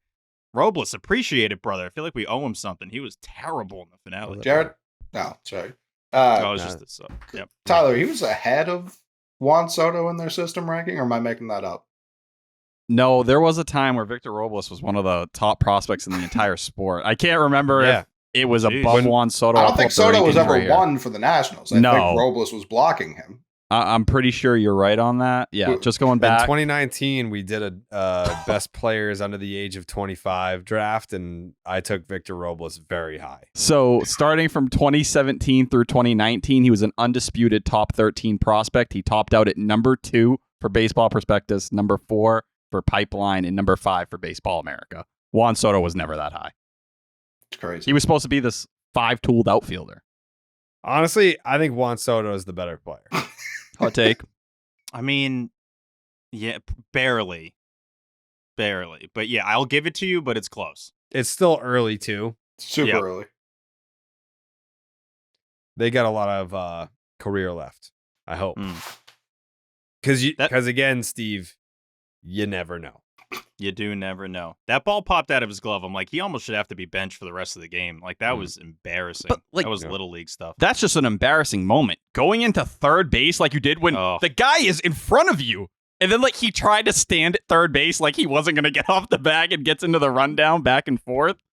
Rough day. Really, that is really funny when the guy that got told to hold up at third is doing the right thing and standing there, and you mess up. You're like, no, you don't get third. What the hell are you talking about? Why would you get third here? Just an awful day for him. Also, at first base in Soto. Yeah, at first base in that game as well. He should have been called out for interference. He almost took Cooper's friggin' arm off. Ran in. He was not in the baseline. I don't know why Cora didn't challenge it. He was more worried about Cooper being okay, I guess. But there was another moment. It's like, what the hell is this guy doing on the field? The hell's he doing, dude? The hell's he doing? Next line here says, "Atta babe, that's how to swing and miss, kid. 3-0 Sox." In a second. That's all the runs the Red Sox would need. Next line here says, "I feel like Garrett Cooper gets hurt every game." Happens a lot. Had a nut shot the other day, right? Yeah. Right. Yeah. Mm-hmm. Yep. Next line says, "That should have been ruled a catch for the effort alone. 2-run home run, though. 3-2 in the fourth." That was great effort. I missed Rafael in center. Like, he's been fine at short, but he is a chaos demon in center. Went off the glove. He did make contact with it. Chaos demon. Pretty crazy. Flips over and he's immediately just pissed off. He's like, I might have messed something up, but I don't care. He just slams the ground. Everyone in the bullpen was like, oh, he's okay and he's really mad. We might want to give him a little bit of space here. The fact that I love Rafaela. Like, the fact that he expected to catch that and was pissed off that he didn't is awesome. He's 23 years old. Like, that would have been a ridiculous play. That was the quote in Oakland, right? Where he was like, whenever a ball's in the air, I expect to come down with it. Like, if it's in the field, and this ball wasn't even in the field, it was a home run, and he still has that expectation no matter what.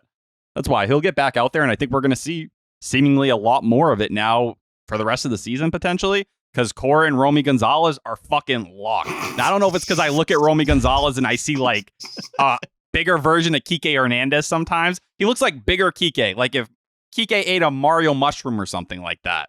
But they're going to have him in there against lefties. So, Sedon, go play center field those days and have fun with it. You know who Romy looks like? He looks like in the video game, the creative player that you haven't added anything to yet. Like, and he's not like a bad looking guy. It's just that he is like baseball player, and they generic show, stance. He runs like just generic baseball guy. Like, credit to him. He was, busting his ass today. One thing that I had an issue with him and some of these middle infielders that they're just filling in to buy time is you got to be more aggressive with these throws down to second and tagging the guy. Like, especially now with the replay, Romy had one. He ended up being out. I thought he was safe, by the way, on that steal of second. First play of the game. That was very close. I don't know if he was actually out or not, but it's like, I want you diving at him. Like, you got to, and I'm not going to jump ahead with the last play because it was great. Yeah, please don't. But that immediately, it's like, come on, man, like this nonchalant effort. Like Hamilton does it all the time. Grissom does it. You got to, like, I understand it's an uncomfy thing, but they're a little bit afraid to do the uncomfy thing with the throw down to second. I want you really making sure you get this guy before he hits the bag with how many replays we have now and how much these guys are being taught to do the swim move. I wouldn't hate a lower throw too. I don't expect every throw from the catcher to be perfect, but when you do have to come up out of your stance and then tag, it's obviously going to give the runner a little bit more room to work with. It is kind of an awkward body motion too. You're going up and now you got to dive, but that one specifically, it just felt like he was almost waiting for the guy to hit the glove instead of going after him. But it doesn't really matter because he gets the out anyway. But credit to Romy. I thought Rafaela was the perfect example today. If you're looking at anyone, like just absolutely smashing the glove, not jumping ahead here, but we can't. All right. Next line here says, lots of dumbs for the Nats. Lots of outs on the bases, dropping balls, etc. And we'll get to the final number because the dumbs continue after this. Brian Bayo, 5 innings, 68 pitches, 30 squiggle for strikes. That looks like 38 maybe. 4 hits, 2 earned runs, 2 walks, only 1 strikeout. Gave up the home run. 7 ground ball outs, 3 fly ball outs. The ERA is 3.13 for the year. T-Dog, what do we got on Brian Bayo? Who is, it's the first start off the injured list, so I'm not going to like poo-poo it too much, but that's always going to be the thing that I don't know what the right word is. I don't want to say bothers me. It doesn't bother. Like, I don't give a fuck really. It's always something that made me not super excited was the fact that he doesn't strike guys out. Like, I don't like that. I want him to strike more guys out, but you should never have more walks than strikeouts in a single outing, and he managed to accomplish that today. Coley, for a day game, this is like a prime Randy Johnson outing. But he's been fine during the day this year. I think this game where you kind of look at it and you question, and I don't know if it was a game planning thing because Criswell did the same thing, right? But it was heavy changeup and sinker. The whole point of the slider has been to generate those swings and misses and those Ks. He threw it, I believe, the less of any start so far this year at 14%. So if you're looking for something to blame, and maybe they just looked at it and said, hey, it worked for Criswell yesterday, do the exact same thing. I don't know if it was a rustiness thing. I'm not going to believe they told him to throw the slider less because it was his first start back. But they also told him, give us 5 innings and we'll be happy. He gave him the 5 innings. Right. The Red Sox weren't asking too much for him. It may be a thing, too, where it's like, we would rather you pitch to contact today. We don't want you chasing strikeouts your first start back. You know what I mean? I'm not... Because if you're working deep counts, you may only go 3 innings. Yeah. But, hey, just get us to 5 innings today. Right. We're trying to get you through 5 for our bullpen's sake, and we're also just trying to not have you chase strikeouts that you don't typically get anyways. So pitch to contact and keep it moving. I do wonder, now that you bring that up, though, if you're going to have righty-righty on consecutive days, would it make sense to not mix up pitches? You know what I mean? If the lineup you're facing 2 days in a row sees changeup heavy, they will eventually, not necessarily the Nationals, but other teams will eventually be like, all right, they're throwing fucking changeups from everybody. Let's ambush changeups. Let's sit back. We know they're not throwing fastballs. Or like the Orioles. Yeah, but it's like... That was the Orioles series. If game 2, it's like, all right, we're going changeup heavy, and then game 3, all right, it's slider heavy. At least it's different looks, and I'm sure this is something they've thought about, like you said. Yeah, I think the thing that just sticks out to me more than ever is last year it felt like every start, no matter what, you saw the same arsenal from pitchers over and over again. Like whatever their regular usage was, you weren't going to see anything dramatically different. from start to start, you see significant changes, and I think that goes into Bailey's game planning, Jason Varitek's game planning, because it feels like they're attacking teams very, down to the very detail. You're not going to see just kind of the same basic stuff over and over, the same template figured out and kind of put out there. No, they're going to go with whatever the weaknesses of that team are and lean in that direction until a team like the Orioles forces them to make the change where they start teeing off on the breaking balls again and again.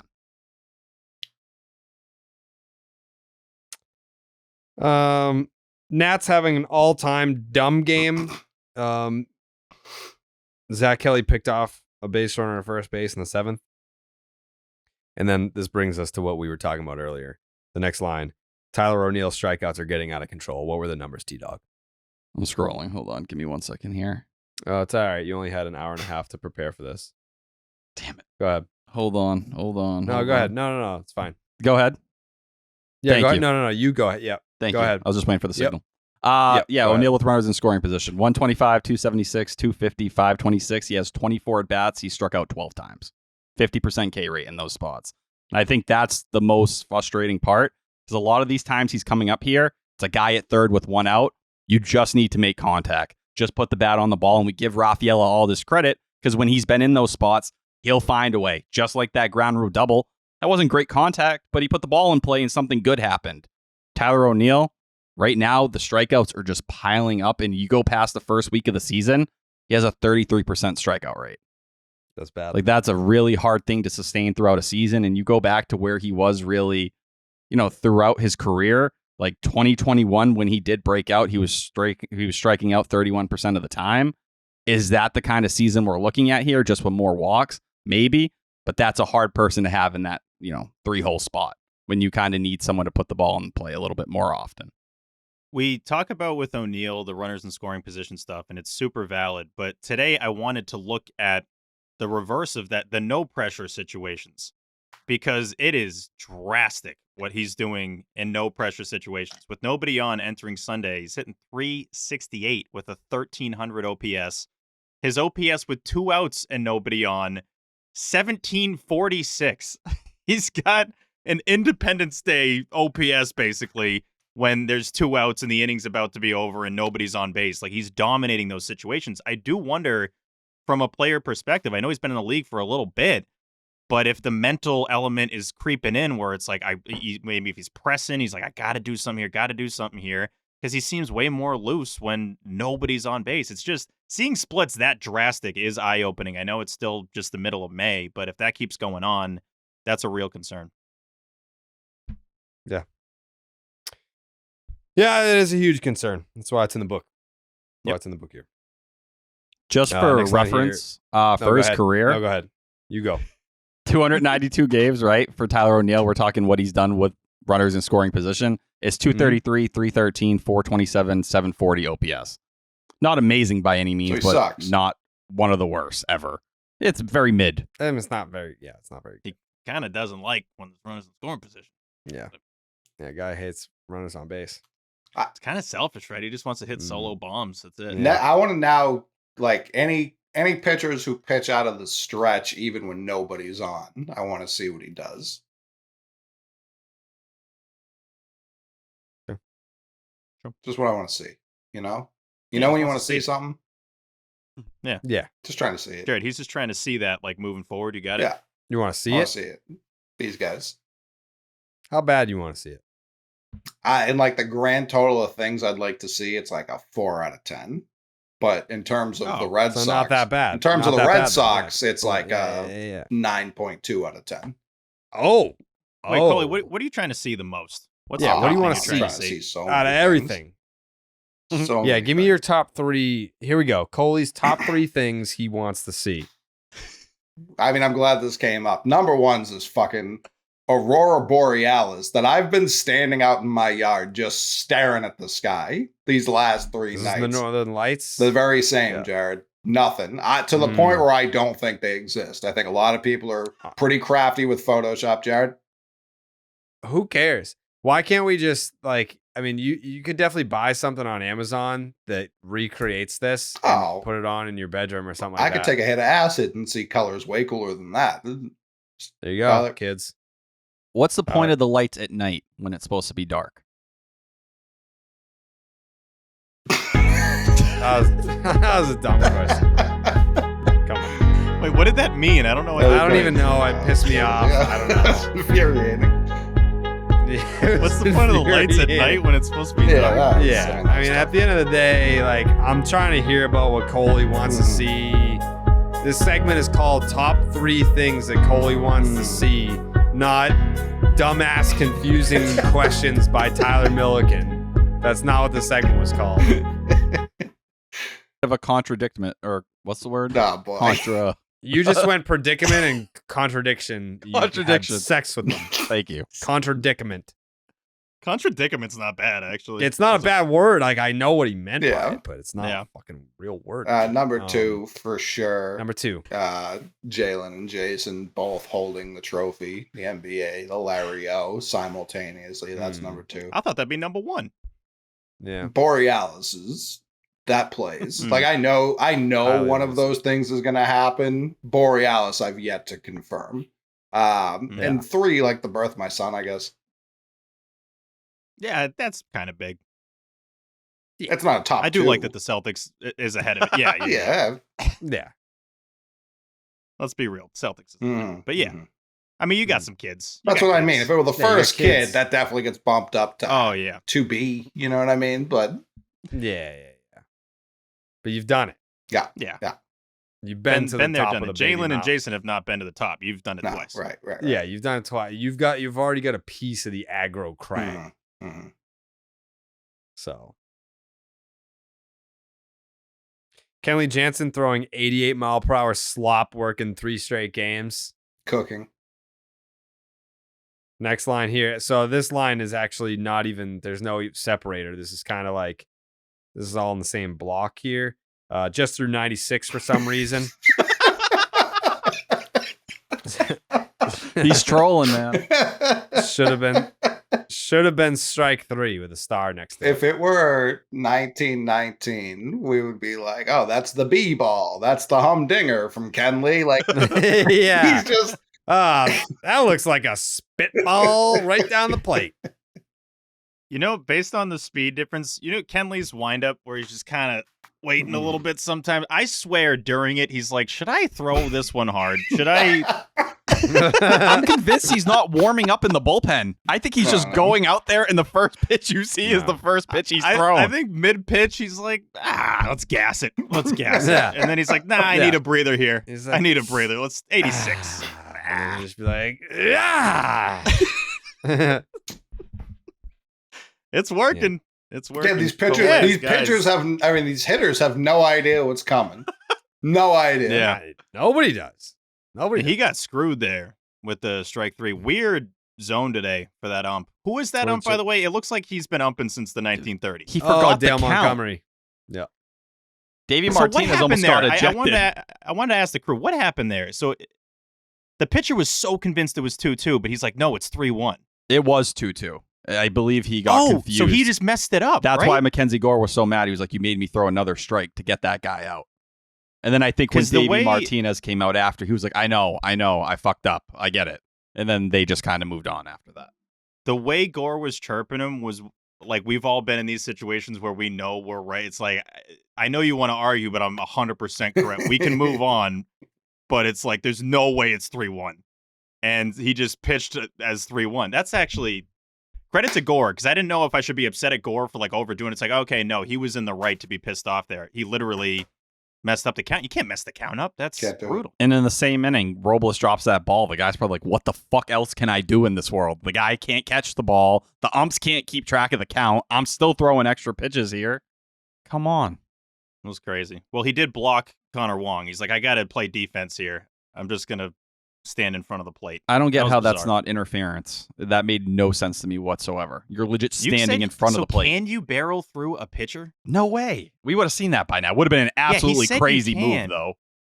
But in his defense, like, maybe that scenario just doesn't happen enough. I know pitchers back up a lot, but for you to be right there, right when the pitcher is going by, that is kind of a specific thing.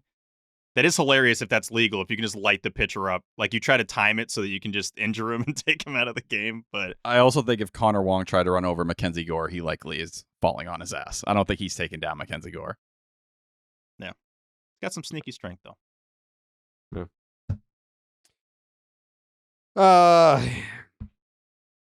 Poetic, another out on the bases, ends it. That's 5 total on the day for the Nats. Just a dumb team. Just a dumb team is what we have here, fellas. Red Sox 3, Nats 2. It's a win. 21-19 for your third place Boston Red Sox, and that unlocks the Ketchup. I will say Wong entered today. He had thrown out 1 runner this season. It was like 7% caught stealing. He threw out 2 today. Obviously 3 total. The other one wasn't ruled the caught stealing because he took off after the ball hit the ground. But Cora mentioned that the elbow soreness that Wong was dealing with in spring training, it's been something he's still kind of building up from and trying to come back from. So if you're wondering why he went from one of the best guys at throwing people out last year to not being so great so far this year, I think that's the explanation you're kind of looking for. We had alluded to it earlier, but credit to Rafaela. What a tag. You don't normally have a tag that gets you really excited. That throw was really good. That's a bullet down to second. He tags him. He also did this like swaggy. He's naturally got swag. You can't really fake it. He did this celebration that was like a glove fist pump, like afterwards, as if like that. You damn right you're out and we just won. Like he is. I'm obsessed. I'm fully on board with Ceddanne Rafaela, and the fact that he can just go from center to short that easily, make a play that ends the game, and just kind of be all cool about it was great to see. You know what I'm fully on board with, Steve? What do you got?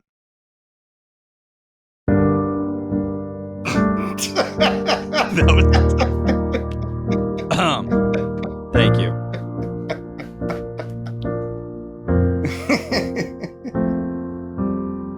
Coop, put him on a loop. Raffy needs ice cream, more scoops. Will your bomb, no bloop. Robles, we thank you. Bayo, back winning, you knew. Ketchup, what we do. A series of Tykus by Tyler Milliken.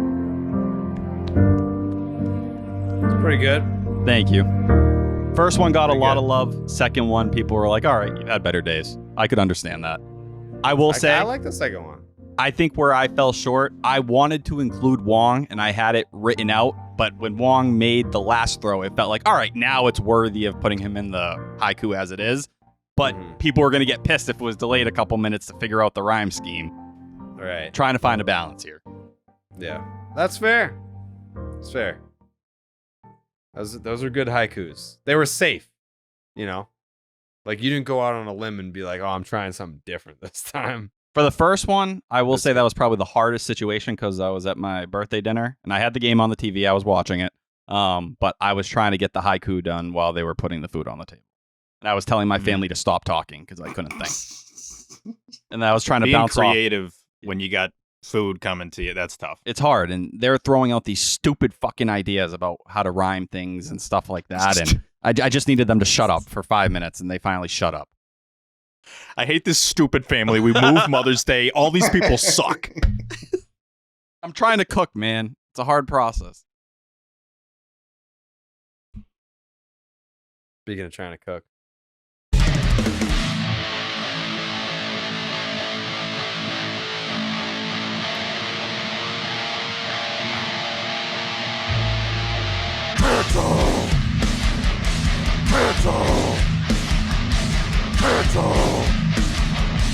Ketchup Series MVP.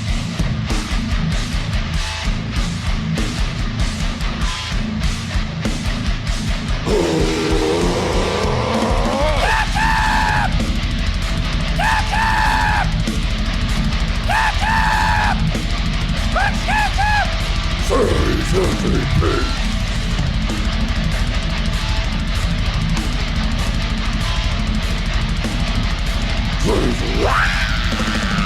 Clark's Ketchup Series MVP brought to you by Clark's Ketchup. Drizzle that ketchup. This is a great sign. Big time sign. I love this fucking thing. This thing is awesome. very happy about it. Matt, right? I'm probably gonna. Yep. I feel like I'm gonna have to get a hook to like hang it up back here somewhere. Yeah. Only if they win a series. Yeah, only if they win a series. But then if they don't win a series, I don't want just like a random hook there. So I need something to go there for when they lose. Yeah. Can someone make me something for when the Red Sox lose a series? Yeah. Please? Yeah. Something to go back there. But yeah, this thing's fucking badass. The red I really love it. pops. Yeah. I agree. So, all right. Clark's Ketchup Series MVP voting begins with us. Mm-hmm. Because you know what comes at the end. And that's the sultry sounds. Those pipes. Those WEI pipes of Will Fleming. But before we can get there.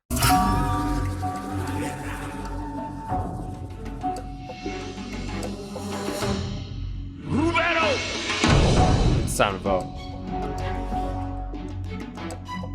For this series against the Nats, Steve, your vote for Clark's Ketchup Series MVP. Normally, when it comes to series MVP time, I have some stats ready to go, really break them down, this, that, and the third. This is pretty simple for me. It was a swing that was needed. It was by a guy that we have deemed to be the only star on the Boston Red Sox. Willie Abreu, maybe you can get there. This is Rafael Devers. Enormous swing in Game 2 of the series. Needed it, had to have it, he did it. Walks into second base like, this is what I do. I'm meant to do this. Rafael Devers, Series MVP. So I like where your head's at, Steve. Red Sox win that first game because of Rafael Devers, right? They didn't sweep. Well, the first win. Oh, yeah. They get that first win in the series because of Rafael Devers. Big hit, huge hit. But they still had to win the series to get some catch-up. So I'm looking pretty heavy at this last game here. And for me, Clark's Ketchup Series MVP is very cut and dry. It's very easy. It's very simple. The Red Sox simply do not win this series without the Nationals. My vote for Clark's Ketchup Series MVP is the Washington Nationals. I mean, they fucking just handed this series on a silver platter to the Boston Red Sox, making 5 outs on the base paths, plus committing errors in the field. Couldn't have done it without them. Quite simply, couldn't have done it. Also, just intentionally walking to face Devers like they were stupid the whole weekend. Yeah, a dumb decision in the first win, completely handed it to him in the second game. The Nationals are the Clark's Ketchup Series MVP, no doubt. It's a good one. I like that. Yeah. Coley? Yeah, I mean, I have one name in front of me and one name alone. I don't know that we can blame an organization. You blame the face of the organization and the person who's making these decisions. It's Dave Martinez. We don't win this if he's not sending guys, if he's teaching them how to run the bases, if he's teaching routine pop-up, securing the ball in the glove. And who makes that call to intentionally walk Tyler 0-0 with runners on base to get to Rafael Devers? That's Davey Martinez. So he is comfortably the only person who affected both wins for the Red Sox in this series. It's Davey Martinez.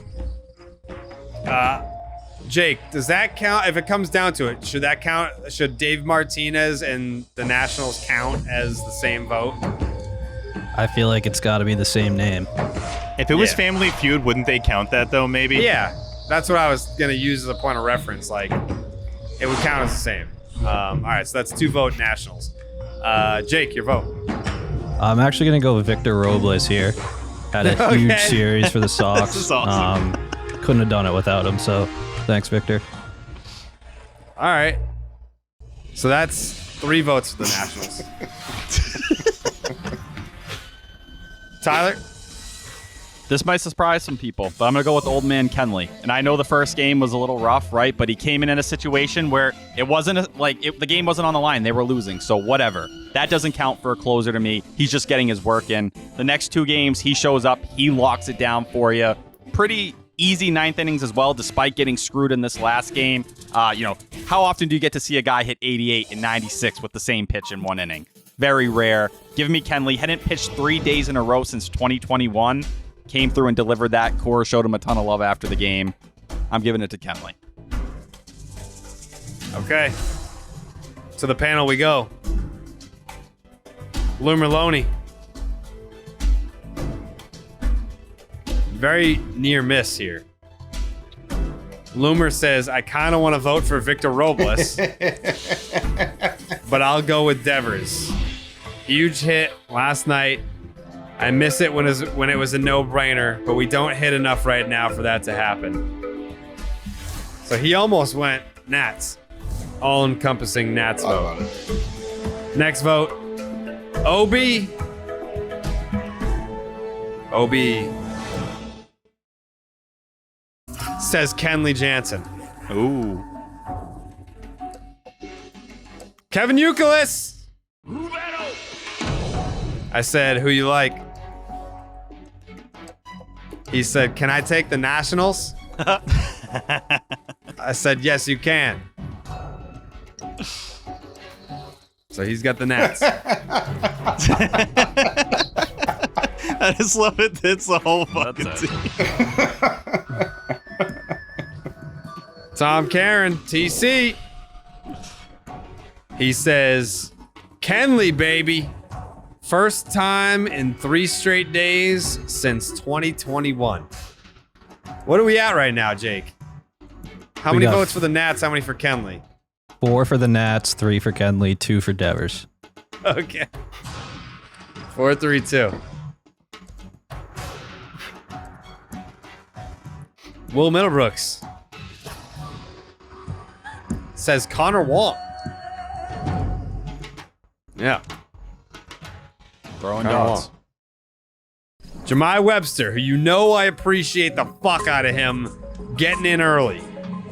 He will submit the vote without me having to ask, which I very much appreciate because I can't do a Clark's Ketchup group text because I don't want them to see each other's votes and be influenced. Mm-hmm. So I have to individually text everyone after every single fucking series win. But Jemai and Will Fleming and Loomer actually this time he came in hot with a vote without even having to ask.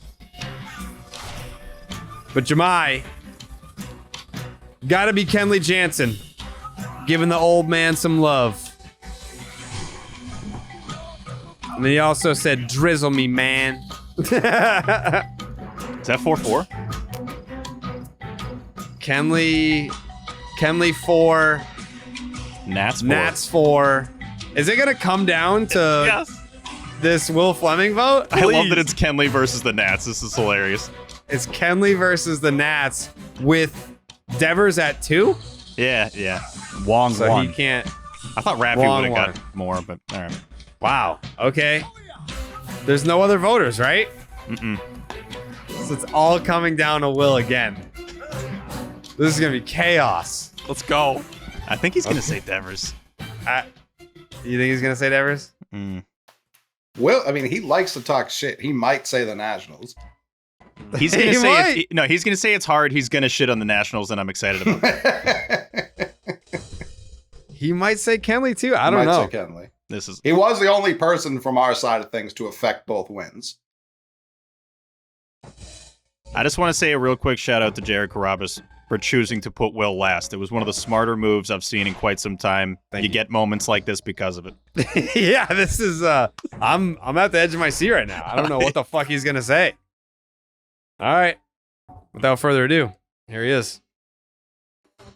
It's Will Fleming.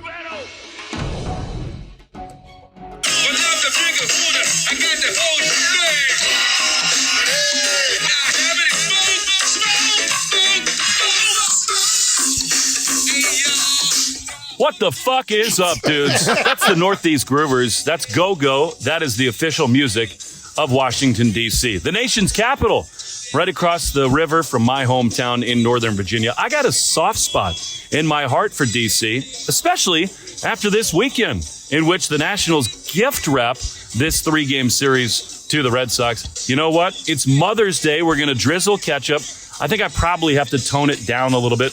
Can't really drop the signature expletive at the end of this thing. But be that as it may, we'll drizzle nonetheless. A lot of people to choose from. I mean, Devers has the big swing yesterday. Kenley Jansen, back-to-back saves. Chris Martin looking like it's 2023 all over again. I mean, look, Cedon Rafaela makes the great pick to end the game on a sick throw from Wong. He's in the infield, in the outfield, playing great defense. But this has to be an unconventional Ketchup MVP. Because the decision yesterday to walk Tyler O'Neill and elect to face Rafi Devers. I don't care what lefty's on the mound. In a spot like that with a game on the line, to bring up the Red Sox hottest and best hitter is about as indefensible a managerial decision as you will ever see. I love you, Mom. I apologize. The Clark's Ketchup Series MVP is Davey motherfucking Martinez. That is one of the best finishes in Clark's Ketchup Series MVP history. The fact that Will Fleming did not know No clue. that it would come down to his vote for him to deliver the goods. That's why he's the best. He submitted that at 5 p.m. It's almost midnight. And I told him, I was like, I don't listen to him. I listen to him live on the show. So don't get offended if I don't text back my feedback to your clip. It's because we listen to it on the show. But congrats to, I mean, so it's basically going to be Family Feud. Yeah, it's going to, the Nationals are the Clark's Ketchup Series MVP. Yeah. I just want to say real fast that one of my favorite things about Series MVP, I haven't done it yet. I'm sure I'll do it over the course of the season. Coley's really good at it, is doing the unconventional votes, because I think those deserve love. But a lot of times when you do an unconventional vote, it's more just to mention it and not expect that it's going to be the winner of Series MVP. The Nationals being that bad and that stupid that 5 people voted for them as an entity to be Series MVP is hilarious. I know Davey's an individual role, but that is crazy. The losing team is Series MVP. Yeah. So when we put out the graphic, like anyone that said like Dave Martinez / Nationals, Victor Robles / Nationals, just Nationals, like that's how the graphic will. But it should just be like congratulations, the logo of the team on the graphic. Yeah. Yeah. Yeah, congratulations, Clark's Ketchup Series MVP, the Washington Nationals. I think that that's the first time that a non-player won. Like we've had like Liam Fennessy got votes this year. Like Wally has gotten votes this year. Did Wally not like the win Sun? votes? No, Wally did not. He had. No. I can't gotten emphasize votes. how much you have to suck for the majority of the group to vote for you. And when you're not an obvious answer, like, or you're not for a the human. Red Sox to be so like not outstanding, like the fact that no one had like a standout series. All you have to do is have 2 Team good effort. games in 3 days. Team effort. I know. Yeah. Yeah. Well, that was exciting. Almost as exciting as cracking open a blue moon. I love a good moon, especially when I'm watching the Red Sox. In some beers, they can say that they're brewed for baseball, but only Blue Moon is brewed by baseball. Beer and baseball, they just go together. And no beer goes better than the one that was literally born in a ballpark. Blue Moon was created at Coors Field in Denver, Colorado. It's the natural choice for opening day and all season long. Blue Moon was my choice for Paul Skeens' big league debut yesterday. It was a great day. 4:00, just right. It's like, oh man, like we're about to have dinner. How about a Blue Moon right now, just to kind of pregame dinner a little bit? Yep, sounds like a great choice. Oh, after dinner, game's still going on. How about another Blue Moon? Yep, sounds amazing. That's what these cup holders and this couch are for. They're for Blue Moons, and they were all filled up, just like my belly with Blue Moon. From its refreshing flavor with Valencia orange peel for a subtle sweetness and hints of coriander, Blue Moon Belgian-style wheat ale is a one-of-a-kind beer that's made brighter. It's carefully crafted and full-flavored with refreshing notes and a smooth, creamy finish. Blue Moon was brewed by baseball to give you a dose of nostalgia and get you excited for the new season. Why strike out with the same old beer when you can get something that is one of a kind? Its bold flavor, bright explosion of color, and iconic orange slice ritual guarantees a one-of-a-kind beer experience perfect for spring weather. Best served with its signature orange garnish to showcase its beautiful hazy color. A beer this good only comes around once on a blue moon, but you can enjoy it all season long. Bring the ballpark to you with Blue Moon Belgian-style wheat ale. It's a one-of-a-kind every time. Get Blue Moon delivered by visiting get.bluemoonbeer.com/Jared to see your delivery options. That is get.bluemoonbeer.com/Jared. Blue Moon, made brighter. Celebrate responsibly. Blue Moon Brewing Company, Golden, Colorado. Okay. It's after midnight. It's I don't want to call it a big week coming ahead because it's not really that big. But you have a 4-game set coming up. And it is a divisional opponent. And oddly enough, this is only the second AL East series that they've played so far this year. It is. I don't even know. They said on the broadcast, I'm like, that can't be right, but it is. Yeah. It's mid-May. They've only played the Orioles so far. This feels not like that I didn't give a shit about like Red Sox, Yankees, but it feels weird to. No, they played 40 games. Only 3 against the division. It's crazy. Fourth of the way through the season. That is crazy. But you think about this series, I think with the Rays and everything, like the Red Sox show up and like actually, you know, can go take 3 out of 4, whatever it is. You can not bury the Rays, but really give yourself some breathing room for third place and like kind of hold there. And for 2 teams in the Rays and Blue Jays, everyone thought we're going to be better than you. And it wasn't even a conversation. Okay, that's how you start to push this thing along and maybe get through the end of May and still feel like, hey, the Red Sox are in this conversation, and you start talking, all right, we're in June, trade deadline, maybe the convo changes. I didn't mean to laugh. There was if the Sox win this series, the Rays are done. Like that's they got 120 games left. This thing's over. Yeah. Smell you later. Smell you later, fucko. Give yourself 3 or 4 games room or 3 or 4 games. No, 3 out of 4. No, Tyler, I agree with you. I hate the Rays. 3 out of 4, the Rays season's over if the Sox win 3 out of 4. Bye-bye. Fucking smell ya. That's going to be great to clinch third place this week. Yeah. Again, if they sweep, it's only if they win 3 out of 4. Or better. Yeah. If it goes wrong, you might be sitting in 4th. And then you start talking about just not down. 4th. I prefer 3rd. No, Tyler, you're right. Again, 3 out of 4, the Rays are toast. I don't give a fuck. What? Give me 3 out of 4. Keep this season entertaining. Agreed. You're entertained by this? They haven't been hard to watch so far. Yeah, they've been a decent watch. I'm not going to tell you they're the most exciting team I've ever watched. 500. They're exactly what we thought they would be. Like they're just mid. I'll take 2 games over 500. Last year, they were mid the year before that. I mean, the way they've got here, there's no chance we saw this. If the whole team was healthy, you'd be saying, all right, this is where we thought. Considering all the losses you've had, 21-19 feels pretty damn good right now. That does not feel good. It can be more entertaining for sure, but I'll definitely take this considering what's happening. If I told you all these injuries happened, you'd say they were in last place. And it was ugly, and they were probably 5 games under 500. They're only not in last place because the Rays and Jays are not as good as we thought they were going to be. That's the only reason why they're not in last. They haven't outperformed what we thought that they would be. I think based on their talent right now, they are.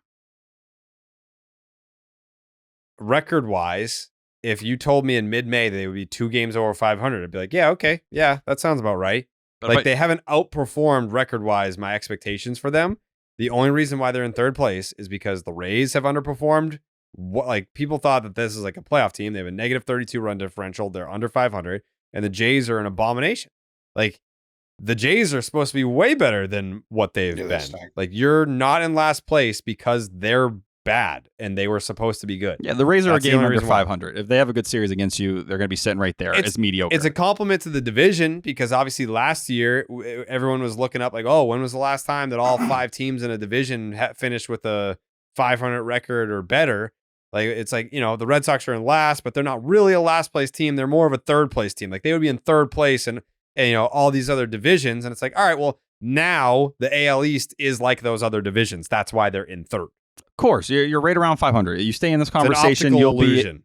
I don't think this is not a step forward from last year. It's just last year all over again. No, I don't think anyone's arguing that. I think where the conversation is the injuries, right? If I told you Tristan Casas and Trevor Story have been out for a good portion of the year, Garrett Whitlock was going to go on the IL. Brian Baya was going to go on the IL. Nick Pivetta was going to go on the IL. Story like for I was say two of those they're outperforming who they're missing. No, yeah, but if Story was either not on the team or when he came back, he was god awful offensively. He was great defensively, but it's like it's basically it's like Rafael. It's like, all right, yeah, like we have a great defensive shortstop that can't hit. It's like that's called Trevor Story. If we were looking before the season and we were predicting 79 and 80 wins, which me and you did, and it was without assuming these injuries were going to happen and guys were going to go down to this level, they've been the most injured team in baseball. You would say they'd be looking at a top 5 pick. That's what we would all say. If we had them below 500 before the injuries. They can, Tyler, after you sell off half the fucking team, trust me. No, they can still get to top 5 pick territory. I'm with you. 21-19 with the amount of guys they've lost, I think is kind of crazy. They're a Yankees Orioles 4-game sweep away from spiraling. This is negative, but they haven't got there. I know they got to hand it to them. I know they got to hand it. I get it, but yeah, like that's what I'm saying is like Tyler was trying to say like, oh yeah, this is like a fun, exciting team to watch. Did not say that. I think I said they were mid. I said they've been fine so far. They've been a decent watch. This team's boring. It's to Jared's point. They've scored what 2 or less runs in half their games. Is that or 40% of their games? Whatever it is. It's around 40. And when Teoscar Hernandez has 11, maybe 12 home runs by now, and he was begging to play for you, it's hard for me to be like, yeah, this is the best team we could be watching, injuries or not. Like, it's still, like, there should still be more pressure applied to ownership for, like, yeah, these guys were begging 100%. to play here, and he did not sign for a lot of money, and it would be an obvious upgrade to the middle of your lineup, which they did nothing to address. Without a doubt. I don't think anyone's arguing that. No one pounded the drum harder saying you needed to replace Justin Turner than me. But I would also go out here and tell you that's not taking pressure off our ownership. It's giving credit to the players and the coaching staff that have kept the team with their head above water so far and playing hard. And it's also, we're talking about the best pitching we've seen from a Red Sox staff in the live ball era up until this point. They've been the best pitching staff in baseball. If I told you that before the year, you'd be like, what the fuck are you talking about, dude? You say there's no fucking way. So we've been watching what has been the best pitching staff so far. I love pitching. I'm super into that. Agreed. Jared always talks about being an offensive guy. Like that's what he gets off on. I'm on the other end. I like to watch the pitchers work. I like the pitcher-catcher relationship and all those things. I'm not trying to tell you this team's going anywhere because I've held my stance. I said 79 wins last episode. I've told you I'm thinking about trades at the deadline. Mm-hmm. But for where they are right now, based on what's happened to them, it's hard to complain. They've kept their head above water when, in all reality, they should have sunk by now. They've overachieved for the adversity that they have faced. That's it. That's all I'm saying. But which is fine. That's all it really needs to be. That's fine. Congrats on absolving. But there's an element of this where you're like, these fucking losers. It's like we're on this ride, right? Like I don't like doing the big picture stuff too much when we're breaking down all the game. Like the season has begun. Yes, they should have signed these, sure, and all that. But it's like we're here now. I'm not even. We're breaking down what we're seeing, and it's like I'm not super disappointed with 21-19 when you've lost half your roster. It's better than being 18-22 with a negative 47 run differential and you're the Toronto Blue Jays. Like, yeah, like you're in a better position than other teams, sure, but are you in a good position? No. Like, are you in a position where you? No, I mean, if this team stays in the hunt, like that is commendable for what they've been given. I don't care about Tyler. I do agree. Like, I agree with Tyler. I want to believe. Do you believe? But to believe to what extent? You're like, asking for something nobody thought going into the year. Do you believe that there's a chance that this team can play in October? No. That's I actually do. I actually do. Maybe I'm the only one here that thinks that. I mean, there's a chance they can make the playoffs. Yeah, of course. I think they can stay in the conversation at least close-ish. And I'm not Which is kind of what we're talking about. Isn't that the point of this season, to stay in the hunt? Isn't that the point? I'm not saying they're going to win anything of relevance this year, but I also don't like. I like a team as we break them down in the live time to show us and give us reasons to react a certain way instead of just projecting what's going to happen down the road. The fact they've done this without guys that they're getting back and going to continue to get back, yeah, they can make the playoffs. I think Fangraphs says 27% that they make the playoffs. That feels right about in right. that ballpark. So it's like, sure, but didn't Jay just say, Jake, that like that's pretty much what it was preseason? Like even with like the best pitching staff in baseball, their I think it was like 18. It's I think it's gone up a little bit, but I don't know. Either way, I just right now doesn't feel like the time to be like, what, this team doesn't do anything. I don't know. It's not that. We're like talking about the watchability of it, and I love watching pitching as much as the next. It could be guy, more entertaining, and that should infuriate sure. you that they haven't done anything to back up that pitching. Like, I don't give a fuck of how good the pitching is. If you lose every game 1-0, that's not a watchable team. But yeah, I left it in the offseason because it's not going to happen now. That's it. When they lost 6 of 7, they had like a sub-4 ERA as a team. It was like a 3, like right. 60. That's infuriating to watch. That's not, and like we didn't even talk about the errors throughout any of this. Like it hasn't been the most watchable product. You can say it's defensively they've gotten better. Commendable that they've scratched and clawed to get here. I look at it like this team maybe should have like legitimately 30 wins if they did just one thing that they've told us repeatedly they won't do. Yeah, I don't think they didn't have this many injuries that factors into. Yeah, there's a lot of stuff. There's a lot of stuff that factors into it. But no, am I acting like this is super entertaining? No, but I'm not like hating it. Like you don't know what you're going to get each day, but you do know you're going to get really good pitching, which has been a huge relief considering how bad they've been. I think when you use the injury excuse, where have most of the major injuries occurred? In the rotation. And the next guy has stepped up and they have still been good. Yes, you lost Tristan Casas. 2 everyday He's not players. the entire fucking offense. He's your second best hitter. You could argue he was your best hitter I'm last not year. That's saying not even that an opinion. losing Tristan Casas isn't a big deal. I'm saying it shouldn't sink the whole fucking ship. If you had a better team, then losing one guy shouldn't be the end all be all of your entire offense. But you don't have the Red Sox. The Red Sox have lost 4/5 of their rotation, and the next guy up has been able to step in and be great. Like Cooper Criswell deserves so much credit for what he's been able to do this year, stepping into the role that he has. But then it's like Trevor Story goes down and you got fucking David Hamilton out there kicking balls around. You got to take your center fielder out of center field to play shortstop because you don't have anyone in the organization that can go play shortstop every day for you. And like replacing Tristan Casas at first base, they have fucking 3 or 4 different dudes trying to replace him at first base. So, like, you don't have the depth at those infield positions to keep the train moving. Like, yeah, you've had way more injuries in the rotation. We don't talk about it because the guys that have stepped in have done their jobs, and they've done an awesome job at that. Which is entertaining, no? Isn't that entertaining to me? Fuck? Yeah, I'm entertained, but it's entertaining to watch them pitch. It's not entertaining to watch them fucking lose 6 out of 7 games with a 3.38 team ERA. No, but so far they've won more games than they lost. They don't hit with runners in scoring position. And it's like most of that falls on the guys that were intended to be on the team from day one. Tyler O'Neill, Rafael Devers. Like it's like, it's you could talk about, the slapdicks that they've been able to plug into this lineup. It's a 4A lineup, but the guys that were intended to be here offensively have not done enough. They haven't done enough. And we should. That's why you're losing. You're losing games because you're not scoring runs. You're not losing games because your pitchers got hurt and you can't pitch. Like they are the best pitching team in baseball.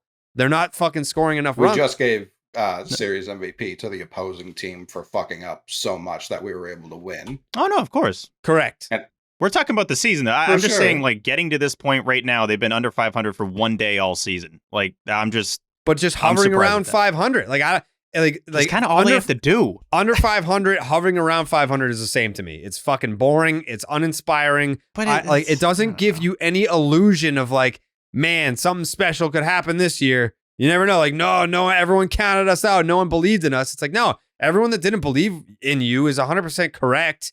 Like you have been to this point what everyone expected you to be, a team hovering around 500. That's what they've done. If we just strip it down to what the record is, that doesn't tell the story of how the season's gone. Because if we talk I know what you're saying. I get what you're saying. It's just that like we're so committed to this fucking team and like we spend so much time on this that of course the offseason stuff is annoying. Of course them not adding pieces is annoying. I get it. But I still can be like, wow, these guys have actually done better than expected considering what's in front of them. Yeah. I only am asking to stay in the hunt. That's it. Like that's entertaining to me. If this roster stays in the hunt, I'm But if entertained. they're Like, that's literally all if it's going to they're- do. And while if the they're in a offense has playoff been But they're disappointed at not. times, They're not even doing that. Like the Orioles and Yankees are pulling away from the rest of the division in the AL East, and it's like you're 3 games back of a wild card Of the spot. Royals, though. You at think the this Royals point. are going to keep this going all year? The I don't Royals know. are pretty legit. Yeah.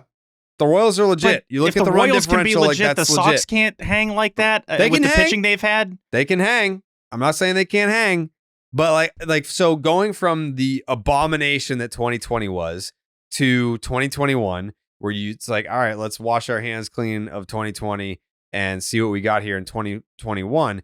And that's why that season was so special, was because it's like, I don't know what this team is going to be. I don't really know yet. And then you watch them and you're like, okay, all right, yeah, okay, all right, get Schwarber over here. Yeah, it's a fucking party. And then they end up making the playoffs and going on a run. Like, I just, the bare bones of this team, like looking at today's lineup, so you got fucking Romy Gonzalez leading off, and it's like, no disrespect to Rob Refsnyder, he's been great this year, but it's like, that's not, like, these aren't the names you want to look up every day and see if you're a Boston Red Sox fan. No, of It's like, course. yeah, where are the names? Where are the stars? Where's the effort from ownership? Why don't we have players in here that are actual everyday MLB real big league players? I think we're Like, having it's a two lot different of conversations. 4A guys. It's Yeah, a I think lot these of are separate. they're I don't know if we're different disagreeing. minor I don't think they depth. are, because even in like 13, 14, when they started calling up like the Xanders and the Mookies, and this isn't like, oh, they should have kept those guys, but when they started calling them up,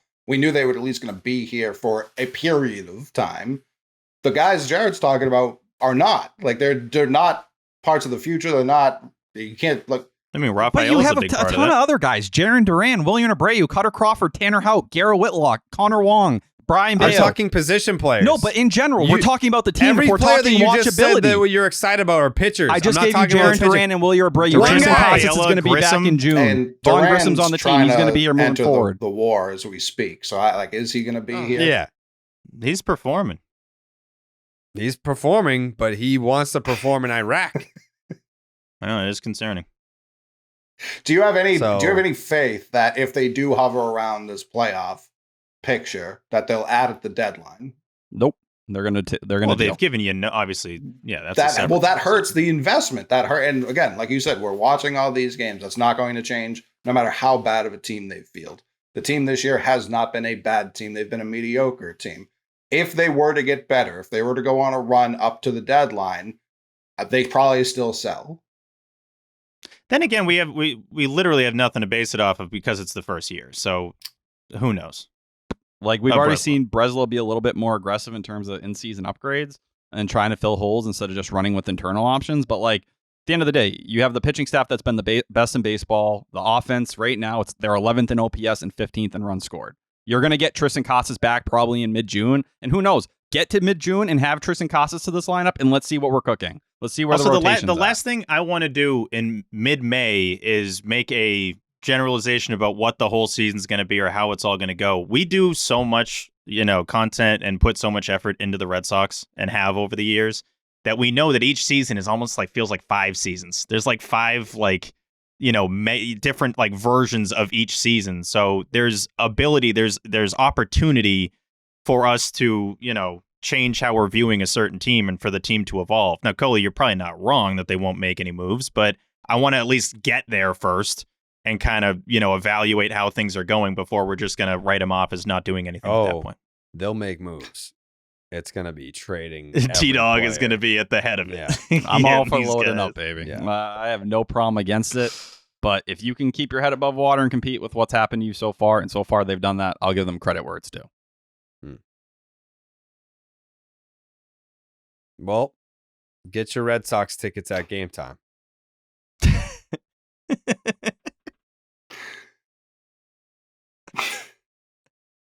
That's the read.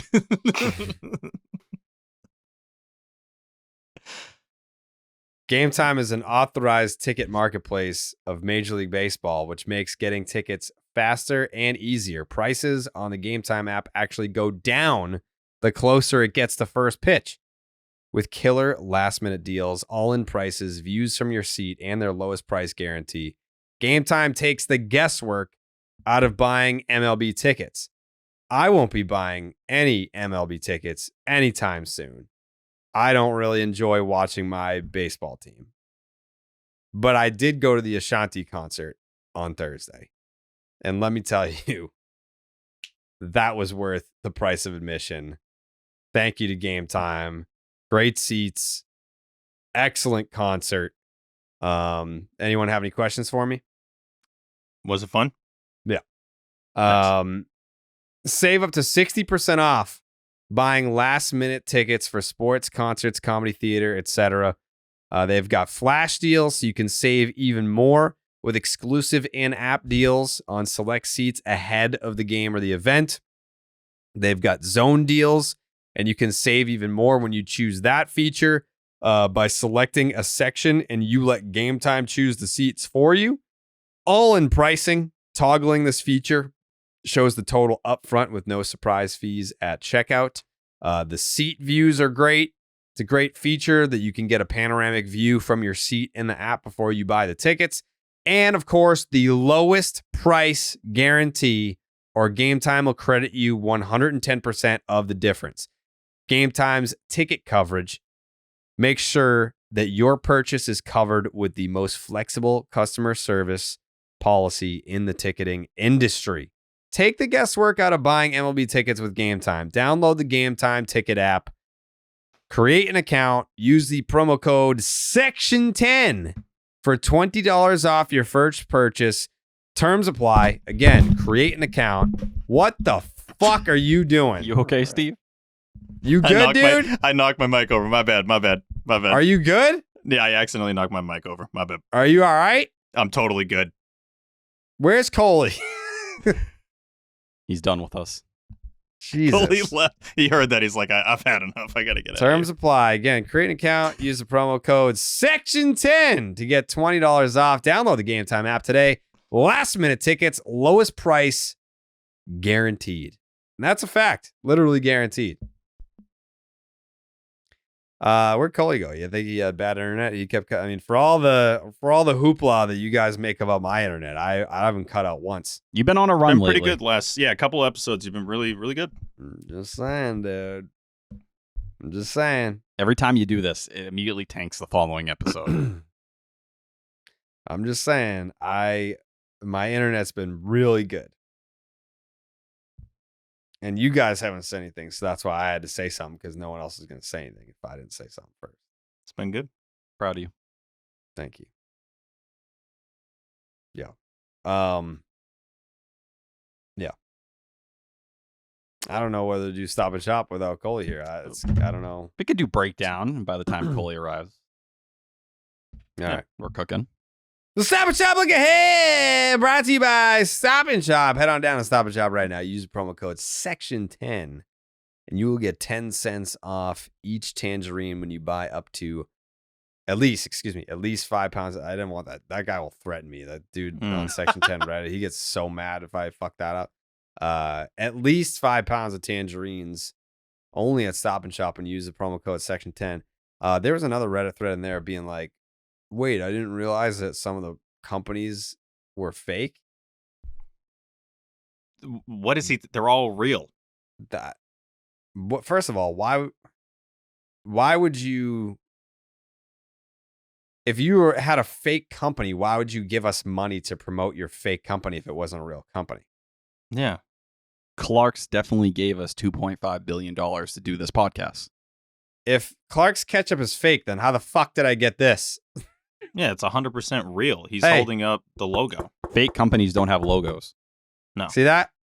That's hard. I'm knocking on it. Is that wood? It's real. Hardwood? This is real. I'm holding it. It's tangible. Is that what Clark's Ketchup? That's on the front of the building of their headquarters, Jared? Yes. Mm-hmm. Salem, Massachusetts. I actually have a wedding in Salem, so I'm probably going to swing by Clark's. When we going? Maybe we'll... Huh? When we going to the wedding? You can come if you want, I guess. I don't know. It's not my fucking wedding. Open invitation. I look good in a suit. You need to work on your self-confidence, and that's a good start. You pissed me off earlier by saying that you didn't like those pictures, because I thought you looked great. They were awesome pictures. I just got work to do. All right. Well, you never come to the Rocket Performance Center. What are the hours? You're a family man 24/7, baby. now. You're a busy guy. They use the gym. The children? Mm-hmm. Wow. So the children are more jacked than me at this point. Well, yeah. I don't want them to make fun of me while I'm working out, but I'm willing to take the bullet. No pun intended. No, it's whoa. No pun intended. What happened to Bullet? He died. He did. Cut that shit out, It was Jake. sad. Sad. Very unfortunate. Yeah. The hours are always open here. Rocket Performance Center. We'll film it. We got to do For it. you. Yeah. I would love to do that. You don't have to ask me twice to film a workout. I have been wanting to see you with your shirt off. I didn't get to see it on Friday. Or Thursday. Oh, yeah. That's true. Coley's back. Call it. Coley? Yeah. You just start your computer? No, my internet just didn't work. It's Maine for you. Baby. The train. I don't know if you can talk. Sunshine State. No, we actually did just talk about that. About how my internet's been really good. Coley? Cut out twice this episode, but it's okay. Yeah. No, it hasn't. No, it hasn't. Jake? Think you put up a good performance tonight. Thank you. That wasn't the question. That's the answer I was looking for. So we're back. It's a 4-game series against the Tampa Bay Rays to be held at Fenway or in Tampa? At Fenway. It's at Fenway. It's Cutter Crawford versus Zach Eflin in game 1. It's Nick Pivetta versus Aaron Savale in game 2. It's Tanner Houck versus Taj Bradley in game 3. And it's Cooper Criswell versus, is it Littell? Yep. Fuck Dave Bush. Zach Littell. Why? Do you not remember his Red Sox era last year? No. He was on the Red Sox for like a week last year, and they basically DFA'd him and let him go because they couldn't figure anything out. And he was in a relief role. Then he pulled a Jeffrey Springs, and he's been a very good starter for a year now. Well, we got Big Coop, though. That's true. And Tampa had nothing for him. Holy, thank you. That is 100% right. Yeah, Zach Littell, 8 starts this year, 3.02 ERA. Last year, 26 games, 14 starts, 3.93. Yeah, no, you go. I'm sorry. You go. You do this. Pissing on Dave Bush. Go ahead. No, you do it. Go ahead. No, Stop and Shop gave you 2.5. That was Clark. Stop. All right. Stop and Shop also gives us money for this, so we're up to $5 billion between those two sponsorships. I didn't say B or M. Oh, excuse me. I think T. Yeah, I think or T. They gave us 2.5 T. Yeah, 2.5 T for. We signed a 2.5 T deal with Stop and Shop. Mm-hmm. Listen, local business, small business. We're not trying to hold people over a fire here. Yeah. We just want to get the word out about these reens. I mean, we're moving reins. But like you wouldn't believe. We might be getting screwed with this 2.5 T. This actually seems kind of low, but yeah. I mean, one trillion is 1 million. Sounds right. Nailed it. That's wild, dude. That's a lot of fucking money. I was thinking a different T. Definitely was talking about a different T. To Jillian? It's 1,000. Wow. Yeah, we were talking to Jillian. Oh. To Jillian. You got it, Tyler. That's a good point. Yeah, 2.5 trill. Yeah. Just a Trill trill Jillian. note. Yeah.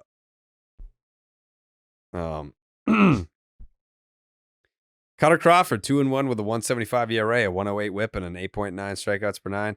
Fun fact: the Red Sox have yet to score the same number of runs in any Cutter Crawford start this year. In 8 starts, they have scored 0, 1, 2, 3, 4, 5, 6, and 8 runs. That is a super fun fact. Yeah. So wow. they're due to score 7. Yeah. Crawford has still yet to allow more than 3 earned runs in a game. He's finally allowed a few home runs, 1 of each in his last 2 starts. Has 6 strikeouts in 5 of 8 starts this year. Through his first 3 starts, his cutter was his 3rd pitch. Through 8 games, it is now his most used pitch by nearly 2%. The Red Sox are 3-5 in games that he's started. This is insane. He's got a fucking sub 2. Red Sox are 3-5 in games that Crawford has started this year, despite the fact that that he's allowed 9 earned runs total on the year. Alek Manoah just did that in his first outing, pretty much. Zach Eflin, 2-4, 3.75 ERA, a 1.13 WHIP, and a 7.3 strikeouts per 9. He's been consistent this year. He's completed 5 innings and 8 starts, and pitched into the 6th and 7. He has, however, been up and down in terms of performance. 3 blow-up starts with 4+ earned runs allowed in each. His last start was a gem, but it was against the White Sox, so we're not going to count that. Eflin has only allowed 4 walks this year. He has, however, allowed 7 home runs. The Rays are 3-5 when he starts. In their 3 wins, he's allowed a total of 2 earned runs in 19 1/3. In their 5 losses, he's allowed 18 earned runs in 28 2/3. Nick Pivetta, 1-2, a 3.60 ERA, a 1.13 WHIP, and an 8.4 strikeouts per 9. His first start off the injured list, not great. 4 innings, 7 hits, 5 earned, gave up 3 bombs. On the bright side, the velocity was up compared to the first 2 starts of the year. He sat 94.7 miles per hour. His biggest struggle is missing bats. He got 16 and 11 whiffs in his first 2 starts and only 5 in his return start. The Red Sox are 1-2 when he starts, which is really impressive when you consider they have scored a total of 1 run when he pitches. That is kind of crazy. Aaron Savale, 2-3, a 5.88 ERA. People wanted him on the Red Sox. A 5.88 ERA, a 1.35 WHIP, and a 9.4 strikeouts per 9. Sox hasn't completed 5 innings in his last 4 starts, in which he's allowed 20 runs. The Rays are 4-4 when he starts because they score a fuck ton of runs for him. They've only scored less than 6 runs 3 times in 8 starts. So, yeah. Tanner Houck, 3-4, a 2.24 ERA, an 0.97 WHIP, and an 8.6 strikeouts per 9. He's been dramatically worse in May than he was in April. The May stats, a 4.15 ERA, 2.70 FIP, a 5.96 OPS. It's hilarious how he can allow a sub 600 OPS in a month and still be 0-2. Houck is now pitched into the 7th inning, not just 5 times this season, but 5 consecutive times. He had pitched into the 7th inning just once in his entire career before the season, and he's now done it twice in just 2 starts in May. He has a 2.18 FIP to go along with his 2.24 ERA, so he is as legit as the numbers would indicate. That's a big thanks to the 8 walks and only 1 home run in 52 1/3 innings. Slider, still one of the best pitches in baseball. 195 batting average, 244 slug, 32% whiff rate, 86.6 exit velocity, the best of all of his pitches. 30 strikeouts on the slider, 20 for all of his other 3 pitches combined. It's pretty impressive. Red Sox are 4-4 when he starts. Like, this is what I'm talking about, Steve. It's like we go through these fucking. It's like, yeah, this guy hasn't allowed a run in 3 months, but the Red Sox are 2-7 when he pitches. It's like, yeah, because the offense sucks donkey balls. Yeah, the bats have to get going, and bats got to get going. I don't disagree, but they can. The bats got to get going. It's going to get warmer out. Fenway's a hitter's park. They'll get going. But the bats got to get going. I agree. Got to get him going. Red Sox are 4-4 when he starts because they have scored 2 runs or less in 5 of his starts. They're 3-0 when they score 3 runs or more in his starts. The only game they won scoring less than 3 was his complete game shutout. Like, Jesus Christ. Taj Bradley, 6 innings, 4 hits, 1 earned run, 7 strikeouts, 2 walks. Had a really tough rookie campaign, 5.59 ERA. He did strike out 11.1 batters per 9, though. Highly touted prospect throws 4 pitches, 3 of which are 91 plus miles per hour. 4-seam is 97.3 miles per hour last year. Hitters 277 with a 559 slug against it. Cooper Criswell, you know him, you love him. 2-1, 2.10 ERA. In games started this year, 23 1/3 innings, 5 earned runs, 4 home runs, 4 walks, 25 strikeouts, a 1.93 ERA, 0.94 WHIP. I mean, the guy's been a godsend. He's not allowed more than 2 earned runs in any game this year. He's yet to allow more than 6 base runners in a single game. Last time out, 5 innings, 3 hits, 2 earned, 1 walk, 9 strikeouts. His sinker, 29% usage. Hitters are 2 for 14. 3 strikeouts, 89 miles per hour. I mean, no one can hit it, but he doesn't get swings and misses on it, pretty much. 5% whiff rate. Pretty crazy. Red Sox are 5-1 when he pitches and 5-0 when he starts. And they also score 6.86 runs of support for this dude. And then Zach Littell. Did you know that he pitched 3 innings for the Red Sox last year? I didn't. I did not. 2 games, 3 innings, 3 hits, 3 earned runs, 3 walks, 2 strikeouts. Stinks. He has a 255 FIP across 44 2/3 innings this year. Okay. He's a slider guy. The Rays are 4-4 when he starts. He's only walked a batter in 3 starts this year, and the Rays are 3-0 in those games. They're 1-4 when he doesn't walk anybody. So if he walks a batter, the Red Sox have an 80% chance of winning that game. Okay. Prediction time. Again, that is Cutter Crawford versus Zach Eflin. That is Nick Pivetta versus Aaron Savale. That is Tanner Houck versus Taj Bradley. And that is Cooper Criswell versus Zach Littell. Steve, I'll begin with you. I am going to go with a Benny's Banana Split. A lot of that is because I want to debut a new background I have. But I also just think you play 4 games against a division team. No, break it out has now. To be a split. I want to see it. I want to see what it looks like. I like that it's Crawford, Pivetta, Houck, and Criswell, and no TBD. I want to see it. I want to see that thing. If they split, you'll see it. Did you get one of these?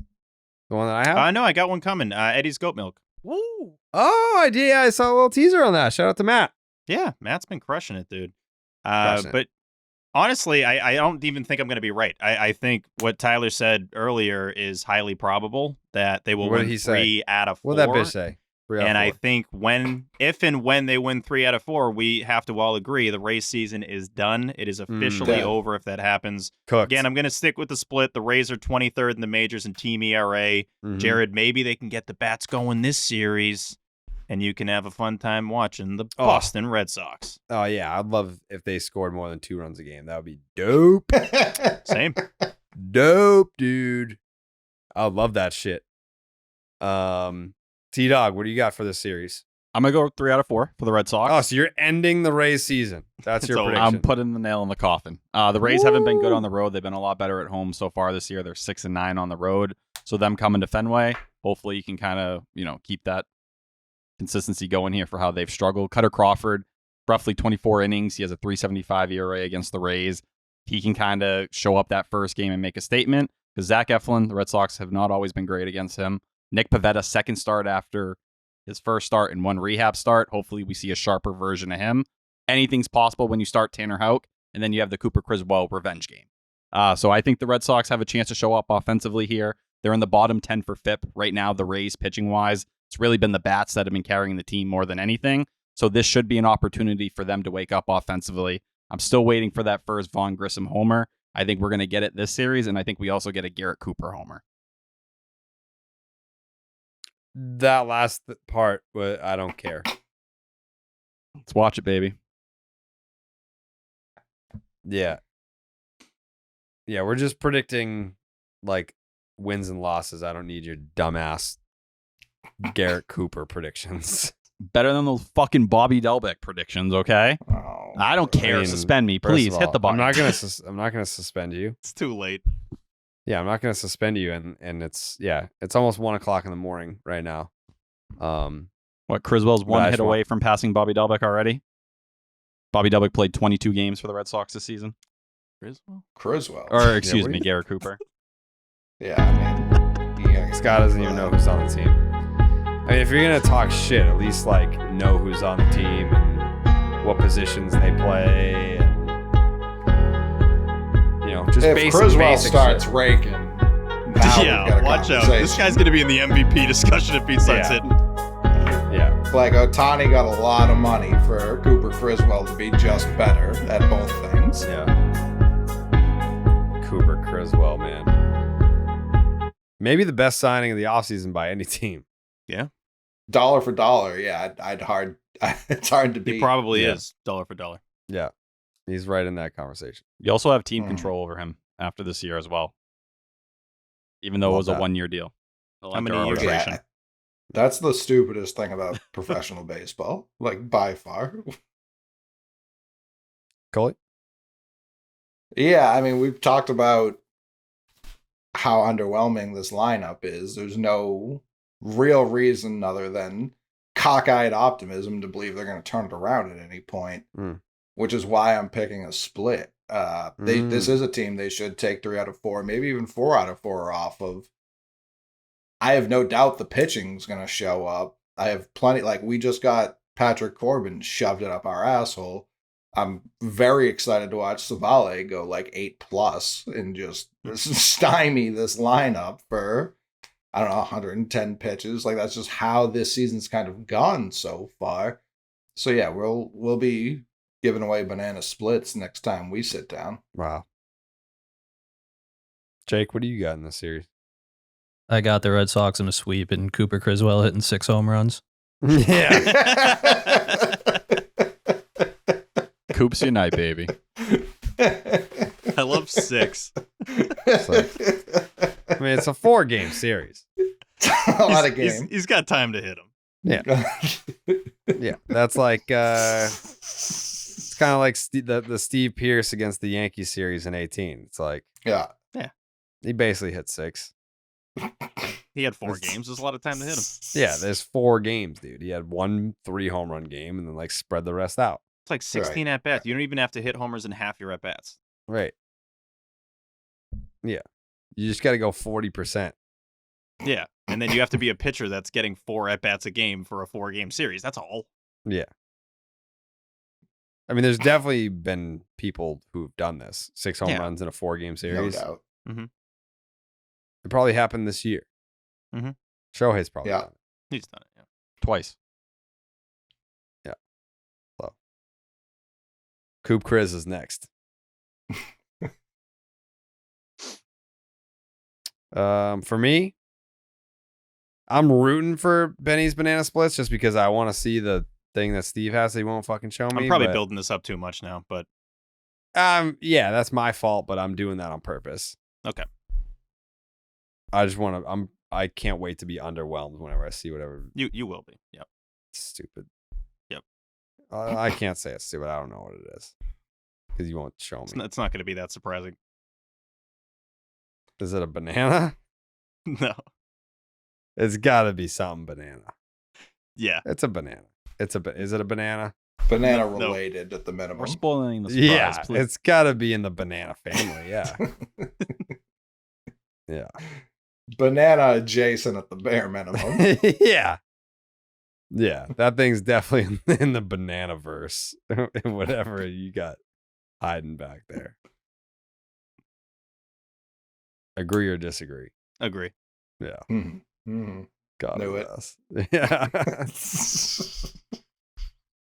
Yeah. But anyways, yeah, I'm rooting for the Nana split, but I'm feeling a little bit more optimistic because I love this fucking team.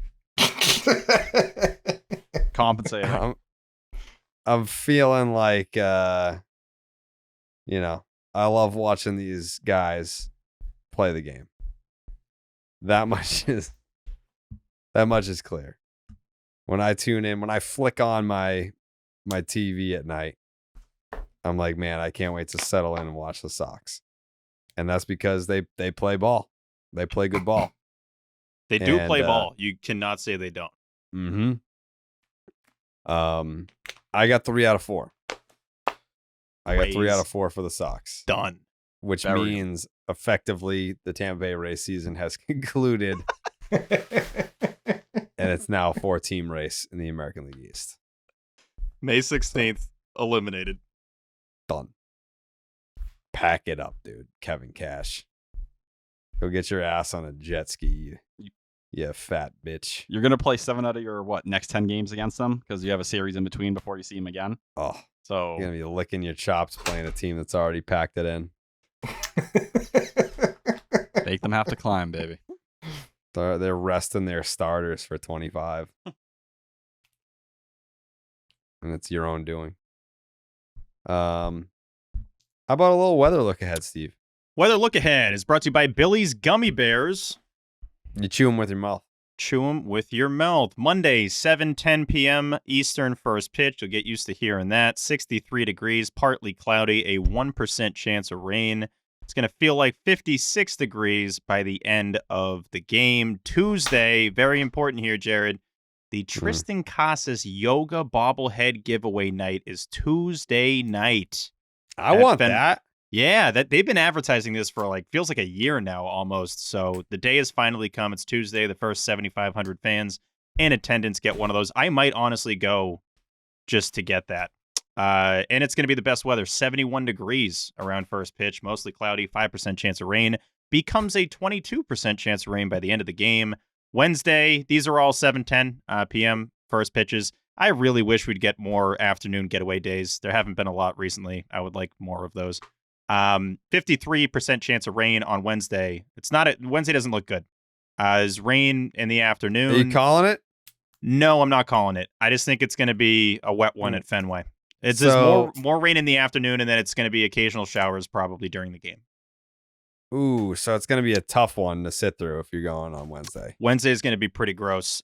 Thursday, like I mentioned, 7:10 p.m. first pitch as well. Would love if that was 1 o'clock, but it's not. Mostly cloudy, 58 degrees, a 20% chance of rain, but hopefully most of that is out of the way by the time the game starts.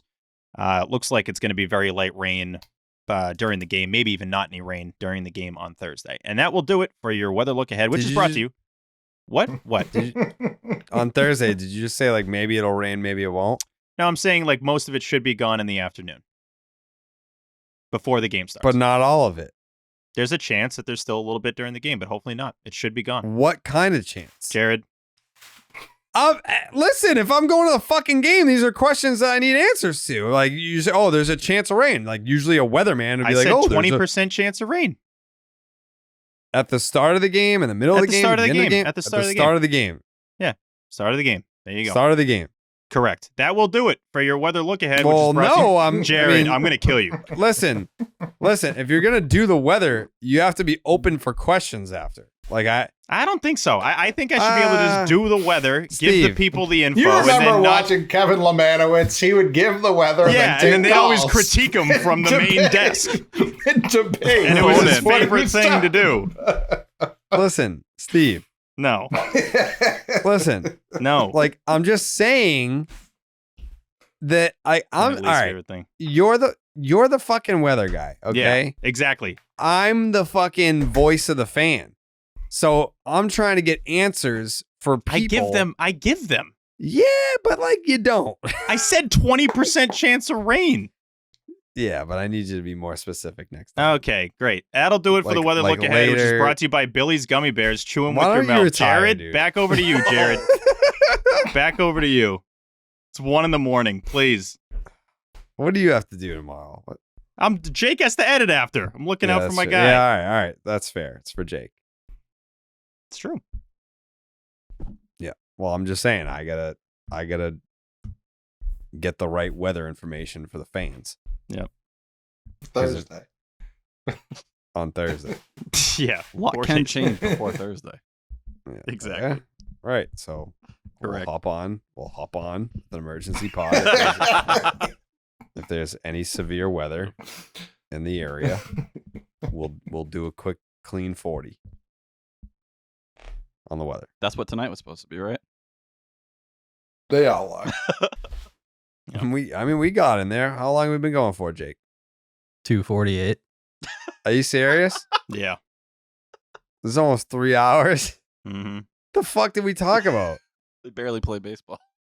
Yeah, like man, we gotta rein it in. Yep. I mean, we had a good 35-minute discussion about whether or not the team was watchable. That was a good conversation, though. That was a good combo. I don't have a problem with that one. Yeah. Sure, but I think it's just very funny that we can't even decide whether or not they're a watchable team. That is true. How the hell are we going to reel it in if we can't even decide if they're a watchable? All right. Well, I guess we're done. I don't know. From the top. Guess we can end. Yeah. All Yeah, right. that was all a test run. Let's get the real one going. Here we go. Yeah, Jake was like, I forgot to press record. Oh, God. Yeah. All right. We'll be back on Friday morning, it sounds like. It's going to be a fucking another night recording on Thursday. Woo. All right. Thanks for watching. Thanks for listening. Anyone have any final thoughts? Tyler? New Milliken original piece on the Sports Hub website. You want your updates on the minor leagues? What's been going good down there? 985thesportshub.com. Please go give it a read. Coley? Yeah, I mean, I was going to get into a nice debate with Tyler about Ronzi Contreras and whether we should be trying to pick up an arm like that from Pittsburgh, but it doesn't seem to be any time. We are out of time. Next episode. Steve? Happy birthday, Wally. Even though, what's the deal? Was it Wally gets the happy birthday. Wow, Come dude. on, I've known Wally since I was 7. Oh my god. Even Wally wished me a happy birthday, and I've never fucking met the guy. I've known Wally since I was 7. I'm not apologizing for that one. Oh man. I was there for his origins. I was at the game when he came out of the monster. It's crazy. I was going to say I don't get it because they celebrate his birthday on a different day every year. They got to clean it up. Even his birthday. No, I know. Yeah. Tyler, please. Just end the podcast, please. I mean, spare me, Tyler. Oh, no, go. No. I'm going to be respectful. Jake's I'm an honorable man. Jake's takes. If you hung in for the first 2 hours and 50 minutes, you're going to want to listen through the outro. Oh, right. 3-hour special. Yeah, we're going over 3 today. Who watched that series being like, this is gonna be 3+ easy? Like we started like there's just gonna be people on Twitter with a screenshot where I'm like, yeah, basically nothing exciting happened in this series. 3+ hour podcast. This might have been the least exciting podcast in Section 10 history in any Section 10 episode, and we went over 3. Mm-hmm. Is this our first time going over 3 since Section 10 returned? I think so. That sucks. Clean 40. Clean 40. All right, we'll be back on Friday. Buenas noches, amigos. I sent my dad. He just reads a newspaper. And he sent me the newspaper clipping of Winckowski getting sent down this morning, and he thought he broke the news to me or something. And he's like, "Where'd you hear about it? Like, how did you know?" And I was like, "I saw Tyler's tweet." And he's like, "Who told Tyler?" I was like, "It was on the internet for sure." God. He thinks Coley is a part owner of the Celtics too. Like he put the Celtics on, and he's like Coley's there tonight. Yeah, he's got the season tickets in the box or whatever. And I was like, what?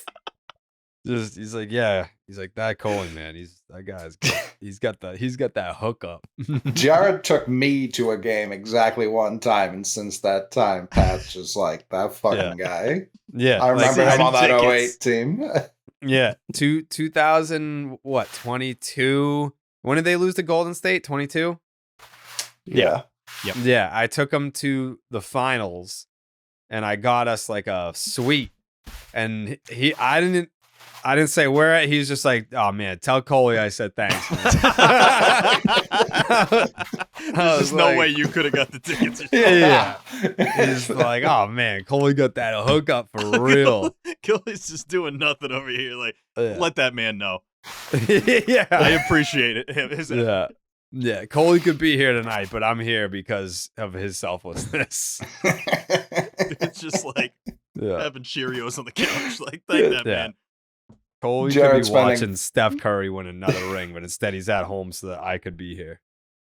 Jared's spending thousands of dollars out of his pocket, and he's like, tell the McMahon. Send him my regards. Yeah, tell the McMahon God bless for his generosity. Yeah. Obviously, you didn't get these tickets, you fucking... Yeah. You fucking bum. Do you need $20 to float you the weekend, son? Do you need... Like, by the way, you're such a fucking bum. Yeah, I'm reading his text over his shoulder, and he's just like, God, I wish Coley was my son instead of this kid. I fucking hate this kid. Yeah. Guys, suck. I'd be here every night if Coley was my son. Yeah.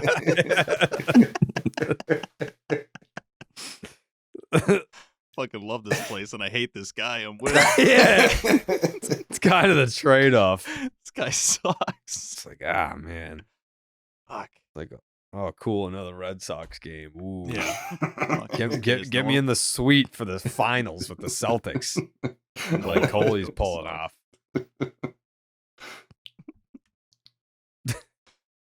An assumption of like, tell so-and-so I say thank you's wild. Yeah, yeah. Like, without even mentioning anything about his name. No, like... and he doesn't have season tickets. Like he not only assumed that Coley got the tickets, but he just assumed that Coley had season tickets. Tuesday. Well, so was this game 2? It must have been. I just got this text like 5 minutes after the game starts. My dad just looked at me and goes, "Is Coley at this game tonight?" He must be. Yeah. The C's are at home. The McMahon is there. He's got to be courtside for this. It's probably like the in-game entertainment. Yeah. He's like, oh, Coley on the wood again? Yep. On the wood? I'm just picturing he like Hauser checks in. He's like, there he goes. There he goes. Baseball podcaster by day, NBA 3-point assassin at night. Yep. Probably thinks you're like the hero among us every night. Yeah. Give this guy an ovation. Yeah.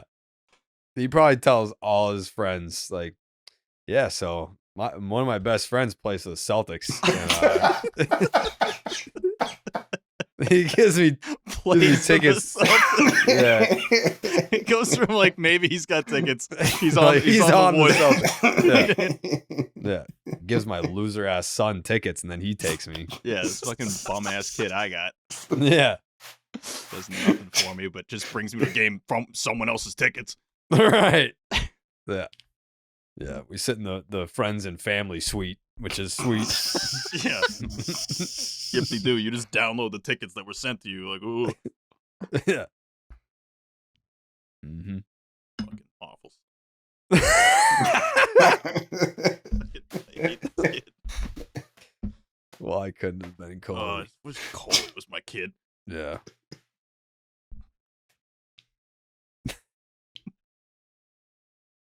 Might have to throw this at the end of the pod. Yeah. Oh, we've been rolling on this? That's hilarious. Yeah. Oh, yeah. All right. Just, let like 15 seconds go by and then just play this whole thing. Yeah.